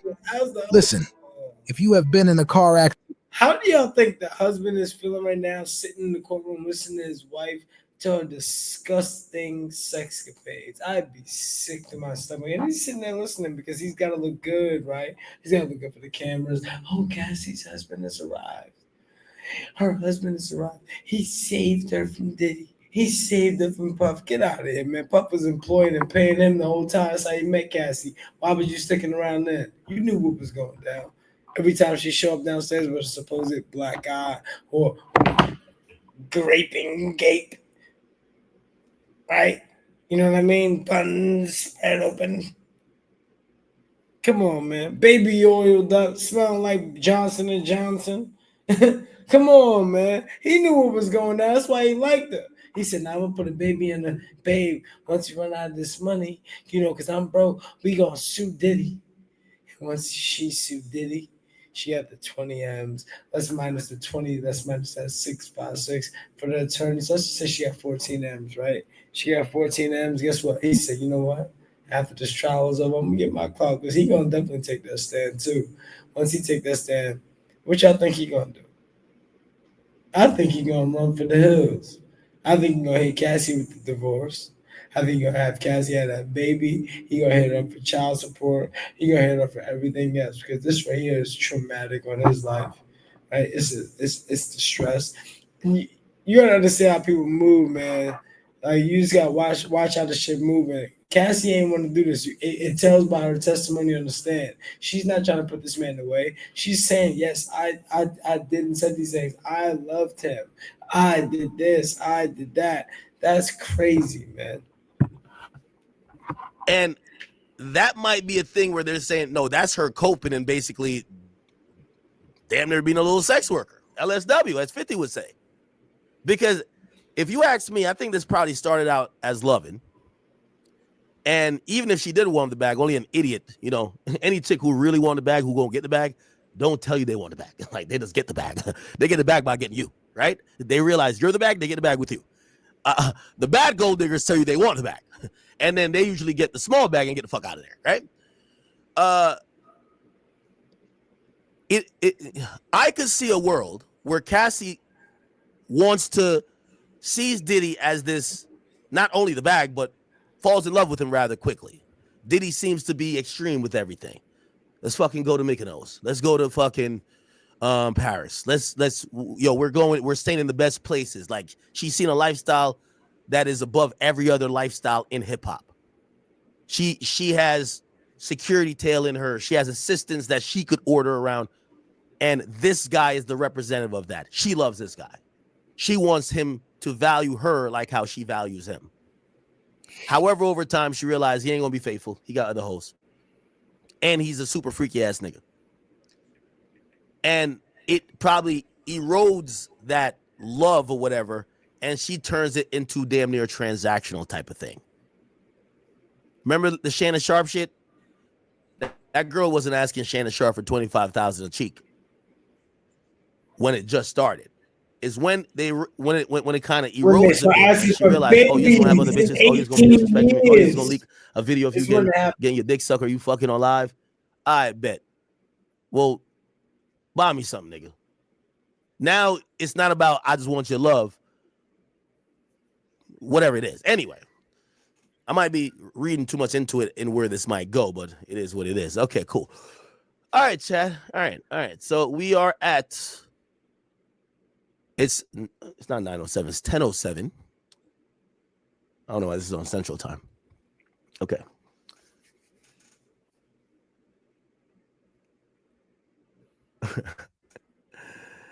Yeah, 25 a cheek was crazy, right? But yeah, when we looked at the messages between her, it started out the same way.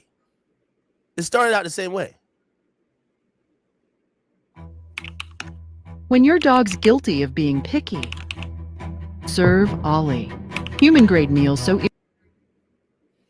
Stay with me. It started I hope out. y'all are waiting live. Yo, I've seen listen, this it's your woman boy, with me. Slicktor Victor. If y'all can, hit that like, share, subscribe button for me, man. Listen, I appreciate all y'all coming back around. I see all the unique viewers. I see everybody sticking around. I see y'all sharing. Please keep sharing, like, and subscribe. It's going to keep me on the channel. I'm also dropping my Cash App, my Zelle, my Venmo, PayPal, all of that below in the description section below, in case y'all want to donate something to the channel so I can continue to do this content for y'all. Love y'all, man. It's your boy, Slicktor Victor. We back. Let's get it. Me. You first meet them, they're like, oh, I just love you. It's all about love. They catch you fucking 2 other girls, or they catch you like just being you. After a while, it then becomes, you start to see a little transactional, like that's the woman disassociating at that point. They're like, all right, I'm gonna tolerate this shit, but I need this. You get what I'm saying? That's what's happening. Yo, I'm gonna tolerate this, but I need this. Just like how Shorty with Shannon is like, all right, you know, in the outside of, and I know some of y'all might be like, what are you talking about? Here, this is the reality of shit. If Cassie was with a regular boyfriend who brought another man in to fuck her, a sex worker, piss on her, and nut in her, and she wasn't with that, she's breaking up with him. A lot of times, these women know kind of a little bit, not even, these bitches know what they signing up for, bro.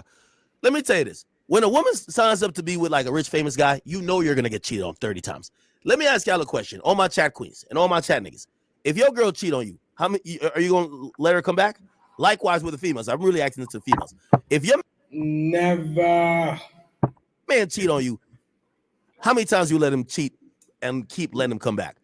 In this celebrity world, you let the person come back all the time because you are not trying to lose that whole the trove of wealth or resources the person has, and that's why it gets transactional after a while.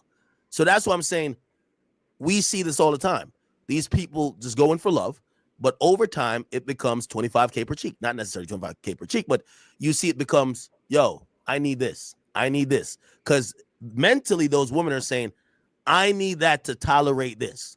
If I got to tolerate you fucking a bitch on live and doing that, I need some money.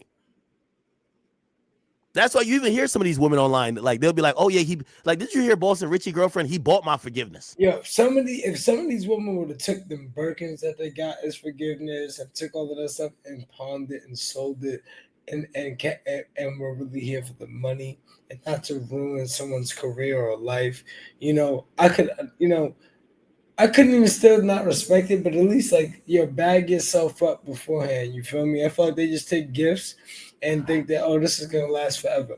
No, baby girl, this man has millions of dollars. He's got billions of dollars, right? You're a chick you found and he glue up, and you maybe cost about 80 grand, maybe 100 grand, right? Just to get you right, a couple ass shots, whatever, a couple vacations here, there, a couple plates of food. These model chicks don't really eat that much. So it's like, she's really a 60 to 80K chick on $1 billion dude. Do the math, do the division on that. How many chicks could he have? Divide 5 billion by 80,000. Do that. Let me know the number. I got you. Like, she used to be arguing with his side girls and be like, yeah, he sent me 30K. And you get to realize if there were some regular people that had regular jobs and didn't have that amount of money between them, that girl is not going online saying bragging about how much she's forgiven him for cheating on her with the other woman. She would just leave. but there's a lot of money involved, right? I hope you guys understand that point. Okay. So Stavo says this. You testified you told him, I love you so much. You make me a better woman. Cassie says, I definitely wrote those messages. Oh, shit. It's crazy. Yo, Alex, fine. You better get her. You better get her, gang. I think Cassie, you better. I never really truly believed that she wanted Puff in jail. She just wanted her money. Once it went live to the media, it became this case. Now she's put in this predicament. The way she's been performing on the stand, I feel like Cassie wants Puff out of jail. Tell me what y'all think down in the comment section below, man. This is crazy. Nasty work. Like, share, and subscribe, man. I'm going to bring y'all this content every day. I promise y'all, man. I'm not stopping. It's your boy, Slicktor Victor. Back at it. Better get her. Told me I definitely wrote those messages. What? You definitely wrote, I love you so much. You made me a better woman. Yo, Alex, get her.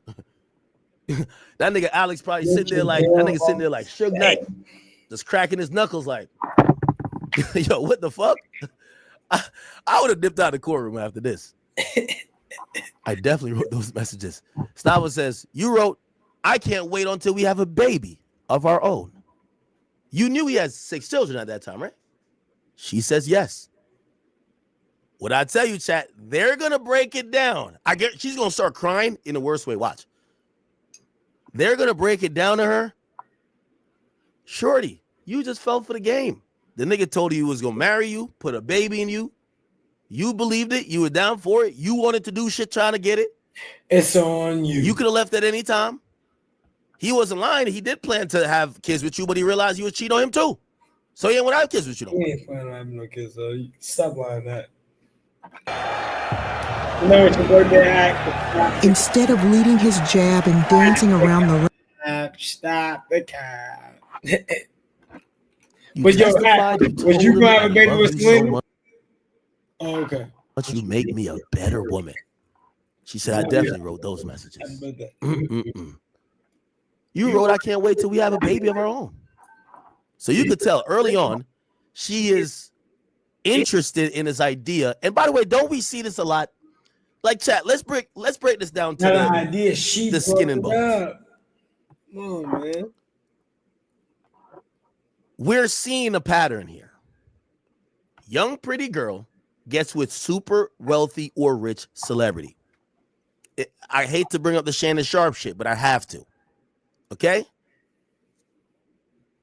We hear this idea, and they're getting with men who already have families. Shannon Sharp has 2 grown-ass kids. I think even older than Shorty, I believe. But we all hear about these women who then yearn to have a family with those guys. The woman was telling Shannon, I want to have your big black baby. Ventura is saying, I can't wait till we have a baby.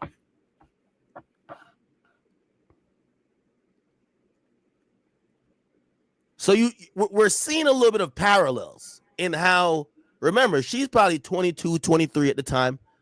Man, Diddy's 40, 45, whatever he was at that time. And she knew he had 6 kids.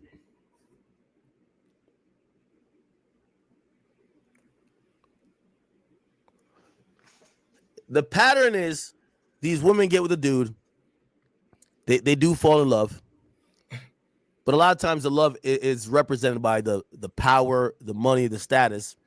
You know, even if you want to call them a gold digger, you know, as I said, the stupid gold digger goes in and acts directly for the money. The smart one is going to have kids with you. They both of them are still gold diggers. Stick around. One just knows you secure the bag with the child. You secure the bag with the child in the ring. That's the real bag security. Really, the ring is no prenup. That's how you secure the bag. The dummy, the little stupid bitches on social media, they thought they secured the bag with a Chanel on they thing. Or, oh yeah, I'm driving a car. That shit can get repoed.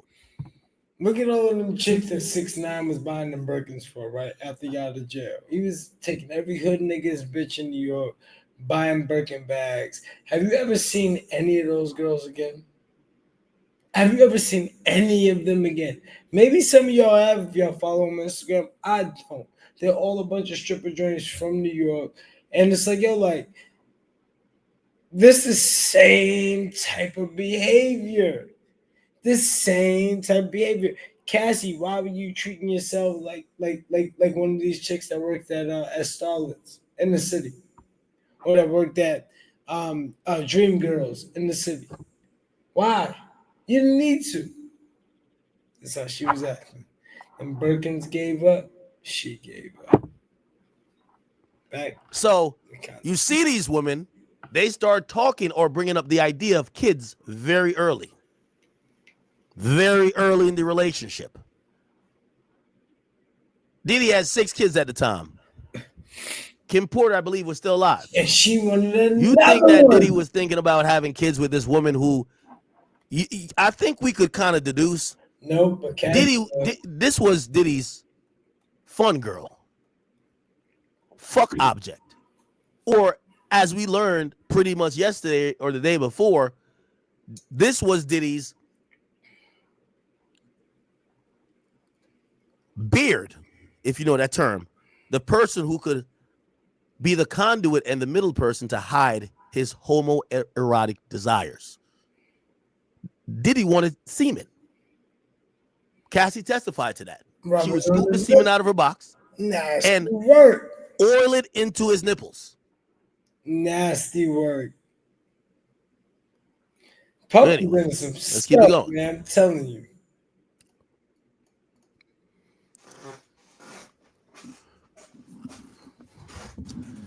It's interesting watching this strategy. Anybody watch football? What's your favorite football team? You know, in the beginning of a football game, when you have a great quarterback or you have a great offensive coach, you usually see they'll try a run, they'll try 2 runs to set up the play action. How much should good car insurance cost you a month? $80? $120? Nope. Try $38 a month. So there's a comparison shot. Going, let's get it. Interesting. Ventura says that's what it says. So she's agreeing with the message. So look like there's a message about the Freakoff where she says, you know, it doesn't matter to me, Sean. You mean weekend or weekday, either is fine. She says that's what it says. Stavo says, Mr. Combs says, maybe we can call Jules. Can you do it? She says yes.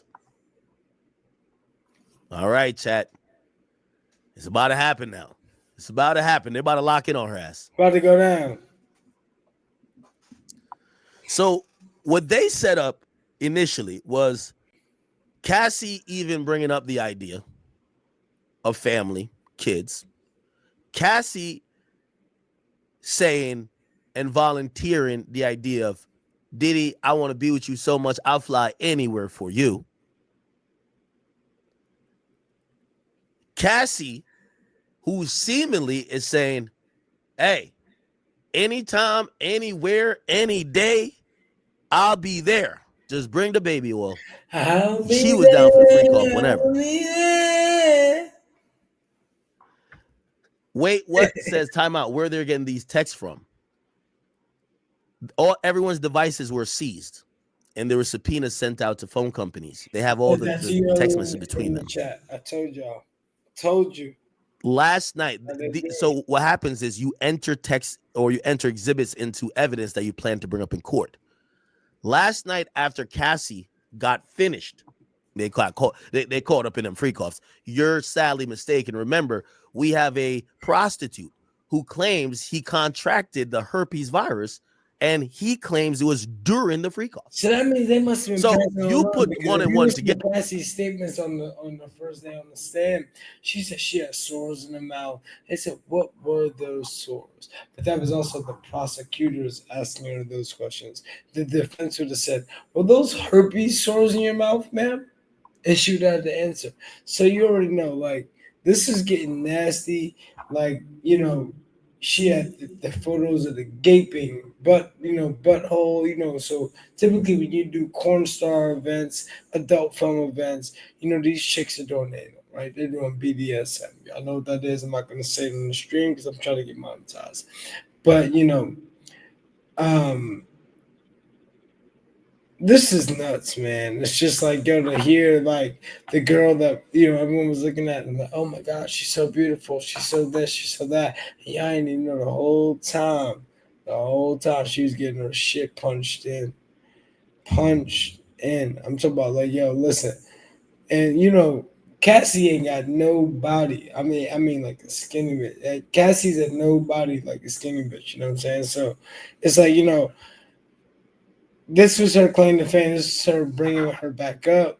That's on me and you is being streamed crazy right now just off of these segments here right now. So, you know, I wish her the best, man. I don't wish that any of this happened to her. But coming to look at it, Cassie, you might have just been a part of it. Right? You should be in this Freako as well. You should be on trial. You should have been in the MDC. You should have been in handcuffs. And you should have also, lastly, been interrogated. It's crazy. Together. And if you get 11, that's on you. But if you get 2, you know what you're talking about. So Cassie was, in her opinion, was forced to perform no matter what was going on. UTI, yeast infection, breakouts, whatever the fuck may have been the situation. And Diddy would have nigga after nigga after nigga. And at times, they said Diddy would say, you know, they said, you can't send a boy to go do a man's job. It said Diddy would say, man, get out that pussy. It's my turn. It's my turn now on some Skip Bayless. The average professional wastes over 3 hours a day on manual tasks, but that changes now. With On Demand, you can leverage a powerful ecosystem of agents. My turn now. He go fuck her for a bit. And then sometimes, apparently, he'd be on some extra freaky shit. He'd put a camera there and go watch it from the next room. Put a camera in the room while you get look at the man, not the woman. I had one situation in my time in the corn industry where, you know, there was a cuckold in the room and I had to bang this chick. And did I feel comfortable with it? No, but a lot of Viagra or whatever, Hims, shout out to Hims. That shit's way better than Viagra. So we will hopefully be doing some sponsorships for Hims. But yeah, Hims is my shit. You heard me? But yeah, you know, and that shit was weird for me. I'm like, nah, like that shit. I was like, yeah, I ain't got no. It was like a real couple, so it was like kind of strange. But it's, you know, it's out there somewhere in the world. Go watch it if y'all want to see it. I might drop the link for y'all. Let me know. Come on now. But all of these things supposedly exist, and this is why when we talk about, someone says it's probably better reading it. Yeah, we get to do Sports Center shit here, right? Like when I'm here, I get to do Sports Center shit. But if we could watch it, believe he loved you too, right? She said, I did believe he loved me too. Stavo said, so when he cheated on you, did it hurt? She said, not every time. Stavo then says, bring up this defense exhibit. By the way, they objected to it because it wasn't in evidence. The judge said, that's true, it's not in evidence. And then they did the runaround or the loop around. They said, all right, cool. We're just going to show it to her. Just read it to yourself. Why did you send this message? There was an objection there because they could have objected, because usually you would ask the person, do you recognize these messages? Did you send them first? But they kind of assumed it in the question. Ventura answered anyway. She said to let him know I was going to dinner. Stavo then says, what was going on when these messages were sent? Ventura says, I don't know. Stavo then says, what was going on in your relationship then? Ventura says, it was early. We were loving. Stavo says, I offer it. AUSA objects. It says it's being offered for the truth. This was overruled, so it was ruled in Diddy's favor. Stavo then says, hey, listen, I think it's Stavo. Like, I'm fucking up her name. I'm just gonna call her Stavo. Like you just. We're gonna skip through that. That wasn't really much. To be in court, but they've kind of even barred the people that are not the jurors to see them. I think there's some conversations about certain videos though that Puff ain't trying they want to be seen. Played. Like, yo, the jurors go look at Puff like, remember, this is a sex trafficking trial, correct? They're still looking at Puff as off the domestic, off of the manipulations, everything. They're gonna tally that into sex trafficking. So I'm gonna do a poll, and y'all let me know in the comment section below. Do y'all think Puff is right I mean, not right as in the sense that he did everything right. Oh, this is great. Oh, we love Puff. No, but do y'all think that Puff is right or wrong? Do y'all think that Puff is Cassie a victim of human trafficking, or is she not? That's what the real question is, right? Not is Puff did this. Is Cassie a victim of public human trafficking, or is she not? Y'all let me know in the comment section below. Get back to it. To at least the press, and not necessarily the press, but they feel everybody should be able to see, not just the jurors and AUSAs and defense. Okay, so Stavo says, "How did you reply?" Stavo says he said, "I want to see." How did you reply? So I guess she says some freaky shit to him. He says, "I want to see." So they're asking. So she initiates some freaky shit. He says, "I want to see." He said, "How did you reply?" Ventura says, "I can't wait either." And Stavo says, "She was into a I chat. feel like I want to fuck." Right? She says that's what it says. Now I'm gonna be honest with you. That response there, and we've heard her say this twice now. Keep in mind.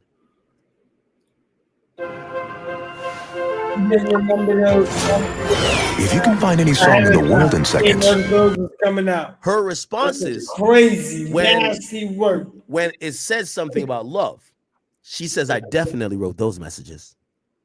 They start saying things about. So you say you were down for the Freakoff weekend, weekday, Monday, Tuesday, Wednesday, Thursday. Last night, I couldn't even get an answer. I tried to call, but my pride wouldn't let me down. Yo, that shit was real, and that was everybody's favorite Puffy song. Like, yo, this is crazy, man. Yo, you were down for it anytime. She doesn't say. Yeah, I definitely said that. You know what she says? Let's go. I think the jury's going to take note of that. This is going against what she has testified yesterday. So even in her demeanor or her words describing or affirming that she said these things, that's what it says. Then they get to hear, you said, "I feel I want to fuck," right? That's what it says. Mr. Combs says, "I'm so horny I can't concentrate." What do you say? That I'll go to Dwayne Reed for candles, then set up the room. She was with the Freakoff. Okay. Chat. She was. This is important, chat. This is important.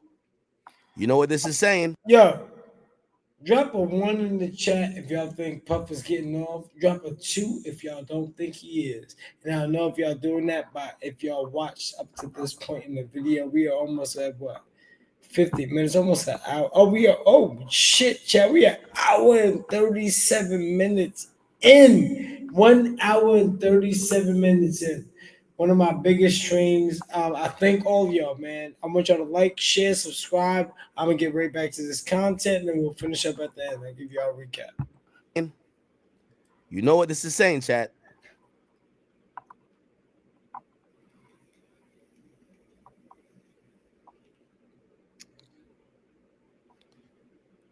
Yo, get off your phone, nigga. I know it's your birthday, but fuck all that. You on the clock, nigga. Yo, shout out to Academic. This is saying that when Diddy expressed to her that he was horny, she would take initiative. She was with it to go and set up the Freakoff room. I'm gonna go to Dwayne Reed for candles. I'm gonna set the room up. Wigdor, whatever his name is. Damn, this shit sound like. She's holding up strong. I mean, to recap what happened during those 10 years and beyond, and talking about her contemplation of suicide, really just very powerful. What do you think really is the part that got you? It seemed like she really talked about their love. She really started to break down about how he just wasn't giving her what she needed, and she really felt that. They were in love. I think really just she was numb from the drugs that she was taking. She was numb from the. She was numb from the drugs. She's holding up strong. I mean, having to She was numb recap from what the drugs happened. she was taking, which is crazy to me. It's like, yo, like, you gonna blame it on the drugs? 11 years, you gonna blame it on the drugs? Come on, man. Come on, man. Chat, tell me what y'all think down below, man. I'm gonna fast forward this a little bit more so we can get to the end of the testimony where AK was there. Performing on the biggest stage in the world was just Yo, one if step y'all in not my already, journey. I know most of y'all are. Hi, I'm Ronnie, and I teach people all over the world how to dance with their dogs on my website. I was searching for a platform where I can really... Alex, fine. You know what this means? It directly What pills counteracts. Taking then opioids. You deleted videos on your device, right? Ventura, yes. Esteveo, what did you write? That I needed to feel this way. This is my husband. The only way he will be beside me. Yo, it's just crazy, man. It's wild. It's making Puff look bad in a sense, but I hope the jury sees that she was also just a loving, caring girlfriend. She was one of those chicks that you get, one of those crazy, you know, and I'm Dominican, so I can talk about this, right? One of those crazy Puerto Rican chicks you get, she get with you and it's, oh no, Pop, you could cheat on that 1,000,001 times, 2,000 times. She don't give a shit. Y'all gonna cheat on each other. And she's, Papi, but you pay bills. I need you to be with me. Oh no, me, oh, the idols, me. Oh no, oh, papito. Oh no. So this one looks. That's what I want y'all to get, that kind of like gist of it. Is like, yo, like, would y'all let this shit rock? Because if not, if y'all are letting this shit rock, then I'm gonna refer you guys. So for the simps in the comment section, I'm gonna refer y'all to a couple Andrew Tate videos I got in store that y'all might need to hear. Because if y'all dealing with this type of behavior, y'all wouldn't be like, if y'all was listening to Andrew Tate, y'all wouldn't be dealing with this type of behavior. That's all I'm saying. Puff might need to go back to the drawing board and ducking offices. What she said yesterday about saying she took the drugs not to feel shit. She's saying, I need to feel this. This is my husband, the only one who will see the side of me. So I don't know if that's what they're trying to say. It looked like it would counteract what she said directly, because she says she took drugs not to feel. Looked like she may have told Diddy she wants to feel shit. And apparently some of these drugs, like for example, ones of euphoric nature, like I believe MDMA, or Molly or whatever they call it. Cassie said, I got this feeling on a summer day when you gone. I crashed my car into the bridge. I hope I let it burn. What the fuck she was saying? That's why Kid Cudi's car got blown up. But shh, let me shut up. That allows you to feel a lot of things even more. I hear that she even testified that with Molly, like you could feel everything much more. So if she was trying to numb herself, why the hell would she be asking for the drugs to feel more? You know you done fucked up, right? Yo, the lawyers is coming. They're coming for her. Right now. Is Molly an opiate or ecstasy?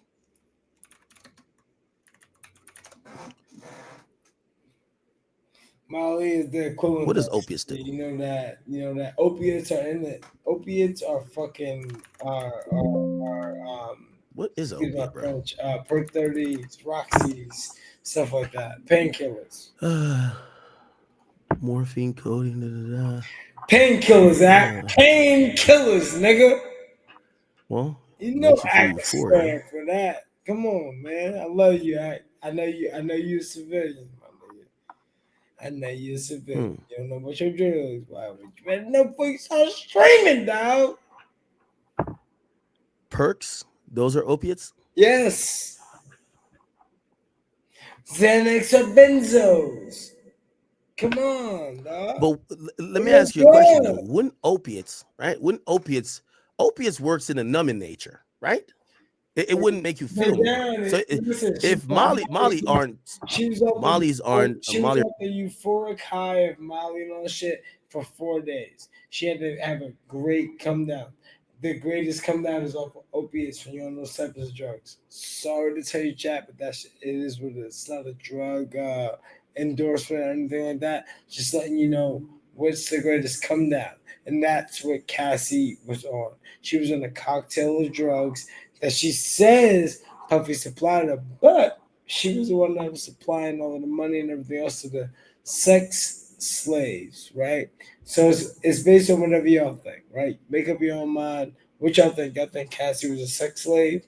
Y'all think that she was pulling up these drugs on her own? Or you think Puff was really doing all this shit? Let me know down in the comment section below. Like, share, subscribe. It's your boy, Slicktor Victor, man. I've been giving y'all niggas some great content. I think tonight might be my best stream I've done because now I'm so confident with talking to y'all. I've been seeing comments coming in. It's this and that. Like, it's not just about my music. It's like, you know what I mean? So I feel really good, man. So let me know what y'all think down in the comment section below. We'll be back to the content. We're almost done. Let's go.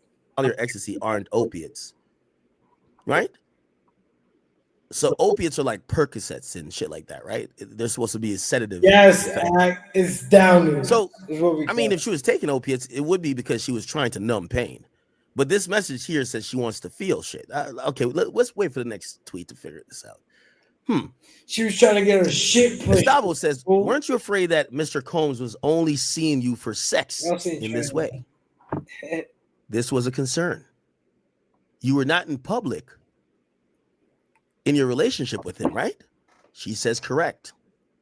Stavo says, were freak-offs important? She says integral.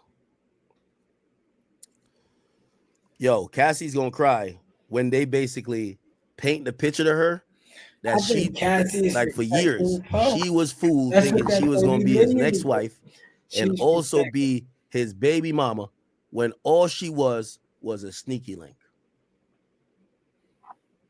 Trust me, that will tear a woman's soul apart. I believe. Yo, you ever call a chick a side? I love trolling girls like this. They be telling me about. I got a song called "Side Bitch." I said, "You looking sexy on there with this part the side." I got some answers to your questions. Can I lie? But shawty, if you running for me tonight, just know you are my other side chick. I got I'm telling you, go check that out. But I understand side chicks. Cool. They be like, yeah, I don't know. I'm like, yo, I hate to break it to you. You that nigga side chick. You ever tell a girl that? Oh my God. No, I ain't a side chick. Nah, I ain't no side chick. I ain't no. Yo, you remember when I called Brittany around a side chick? Oh my, yo, a girl can't handle being called a side chick. Even if they are. You a side chick. Trust me. Trust. Anytime. Listen, I'm the worst type, but this is why, first of all, I don't try to have no girls that's just my friends. I'm trying to fuck. So let's not try to be friends like that. Anyway, you come over here and tell me about your man, this and third, you got all type of problem.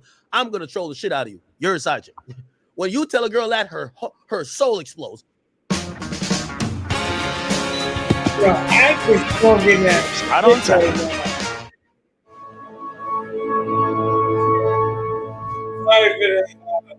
The ads chat. Got what? you. What? No, I ain't no side chick. I ain't no side chick. I ain't no side chick. I was the only girl. He be with me all day. He ain't had no time to be fucking no other bitches. He texts me all day. He talks to me all day. No, you're his side chick. Guarantee he had another bitch. He got another girl. I'm sorry. The prosecutors are eloquently explaining to Cassie, you was never the main. You were a sneaky link.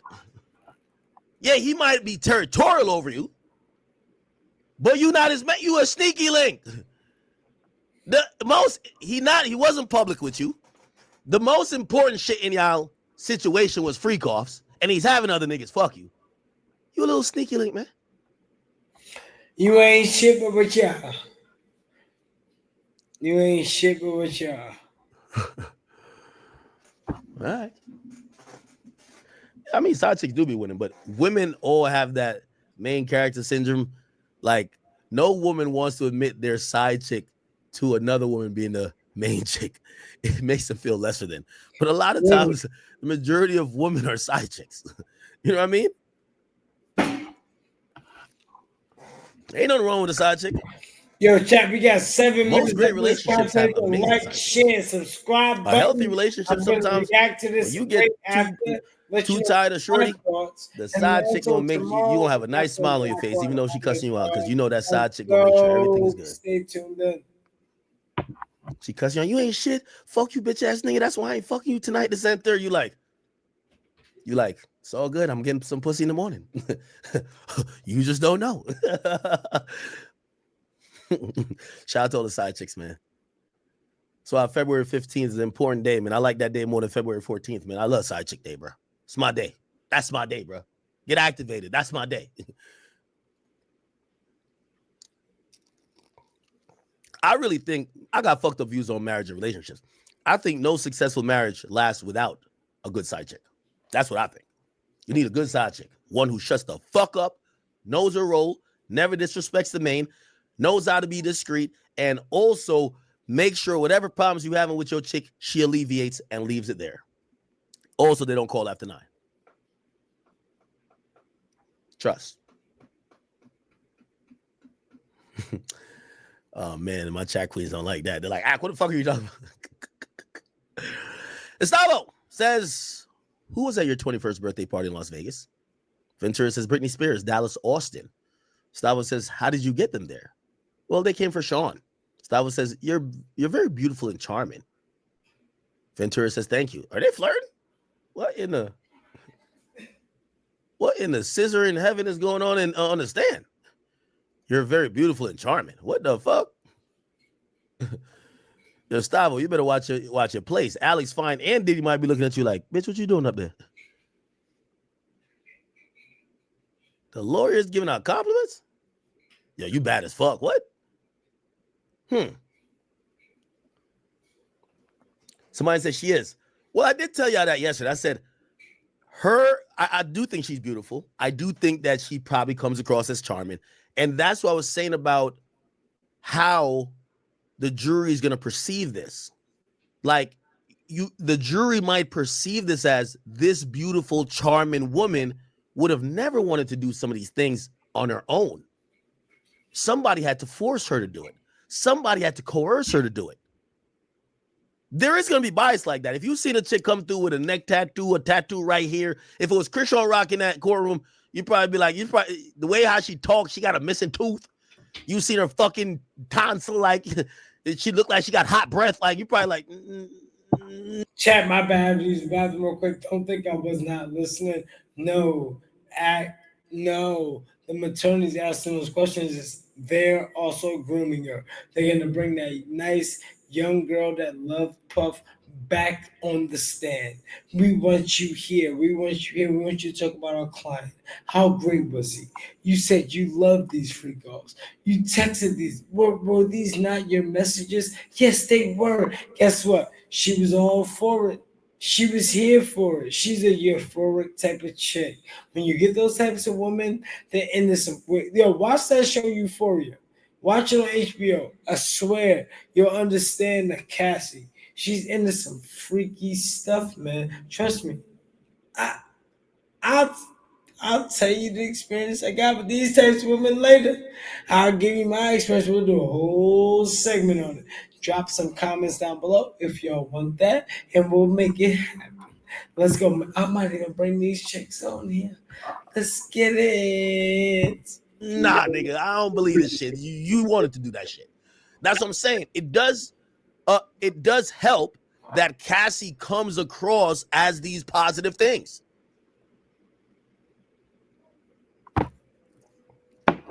Trini said, I need a wife who could cook something and stop eating body pollutants. Trini, what could you cook? Your name is Trini, so I don't know if you're from Trinidad. Hey, what could you cook, man? Let me know. How on that joint's on the stream. Let's see. Let's keep it going. Yo, I ain't gonna hold you. I was feeling like this a couple years ago, man. I was worried about you with the Selena chick. You feel me? Don't mind my haircut, check. I need a haircut. Get a haircut tomorrow. Shout out to my barber, South Austin Barbershop. You already know my boy Big Rico Rodriguez. So yeah. I was worried about you, man. I'm worried about you, dog. I'm worried about you.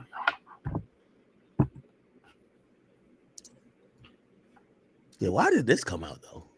You're very beautiful and charming. Nigga, that's how they lead. You're very beautiful. You're very charming. You know, she's looking at that. She's a star, right? It's Cassie. Thank you. Haven't I heard that since 2009? You know, and like they're breaking it down. This is how you break it down right here. Now you're gonna wheel it in. This is how you wheel in your big fish from the prosecutor, right? So the prosecutor caught that fish. You on the other side of the lake. You threw your hook out. You also hooked that fish. Y'all both hooking it back in. And that's exactly what's happening right here. Let's go back to the content. Drop a like, share, subscribe. Tell me, Slicktor Victor, I don't want to hear this content. Slicktor Victor, I want to hear this content. Slicktor Victor, comment that shit. Anything down below. Negative, positive comments. We all accept it. Let's go. Chat, I ain't gonna lie to you. I'm telling you, beauty does affect people. When I heard about it, with all due respect, again, I'm not trying to throw this person under the bus, because she had hit me recently. She said, "Ak, why are you doing this to me? I got kids." And I'm like, because I brought up her whole stories. When I heard Drea was a hoe, I was like, nah, Drea too bad to be a hoe. No way. And that's why when she said I deleted my wholeness, I would never, under normal circumstances, agree that wholeness could be deleted. But for Drea, I see Drea in person, drop dead gorgeous. I deleted her shit too. She deleted it, and I cleared the recycle bin. It was gone. Yes, I'm sorry. I got to be honest. Yes, beauty does make people. My nigga I said, I'm on my real nigga shit. I ain't looking out for none of y'all niggas in the street. But my girl Drea, now she said delete, I delete. I fuck with that. Look at you like it's beauty is a sign of pureness. I'm here for it. I'm a civilian nigga. Femininity, being charming, that makes people like, no, this person could never do those things, whether it's crimes or whatever. It's true. It does affect how people look at you. It's the reason why people go to court, no matter the biggest gangsters in the world, and they want to look very docile. And they'll be in jail. Because the appearance is very important.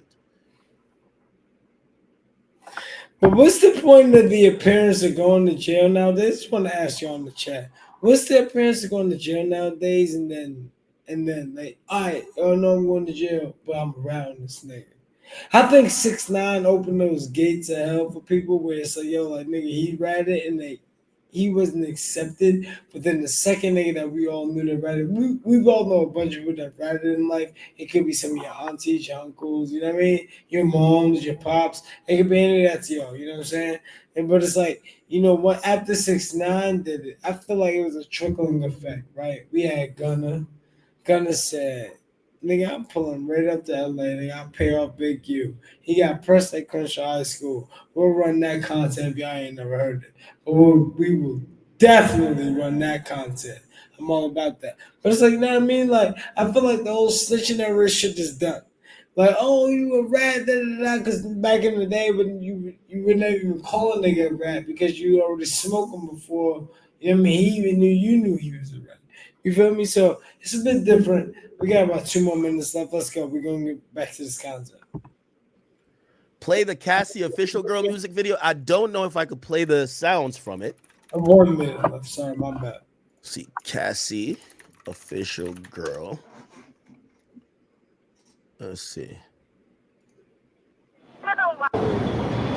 Okay, you gotta give me a timestamp, girl.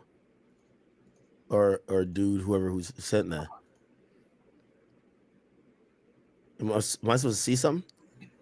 Oh, this is that Bugatti that Wayne had. Whatever happened to the Bugattis? What am I looking for here? It was probably a lease. This is back in. Somebody said Diddy never wanted her to have a career. Oh, come on, all right. Niggas that ain't have contracts that they got now today. They ain't had them $100 million. Okay, let's try to get next to it. $100 million contracts.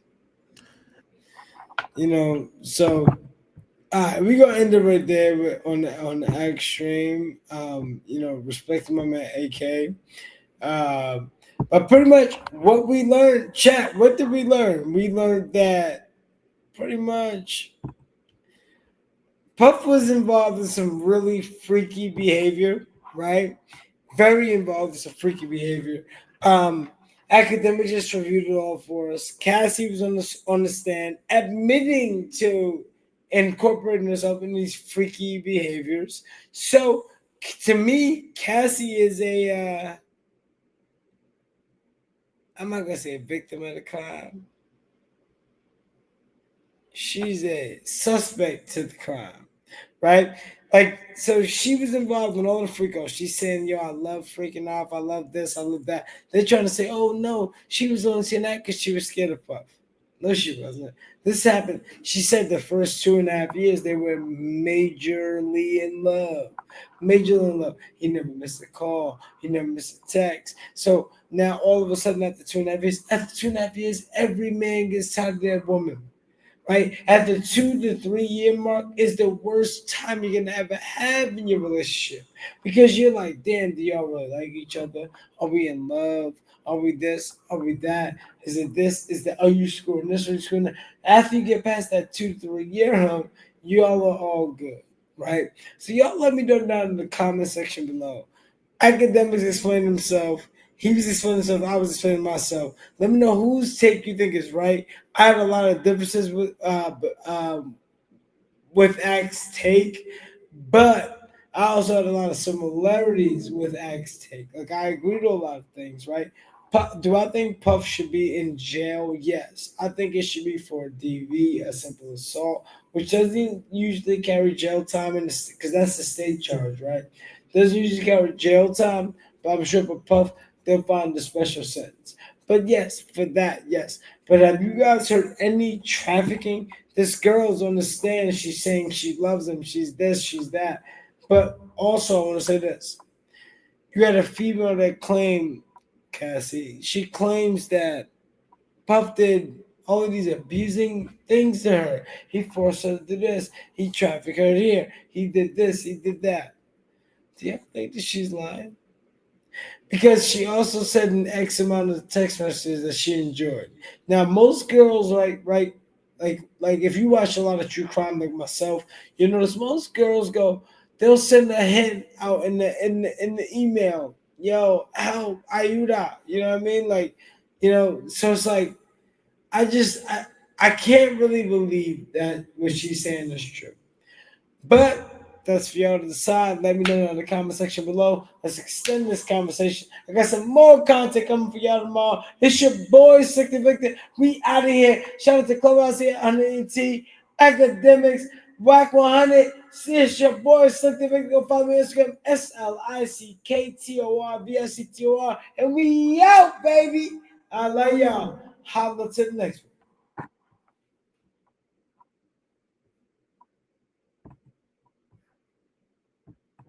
Yeah, baby mama, she a fandom. All my niggas, they strapped to be in that bando. Hey, you a fan, bro. Bust slow, the honeys, I'm in the Lambo. Yeah, baby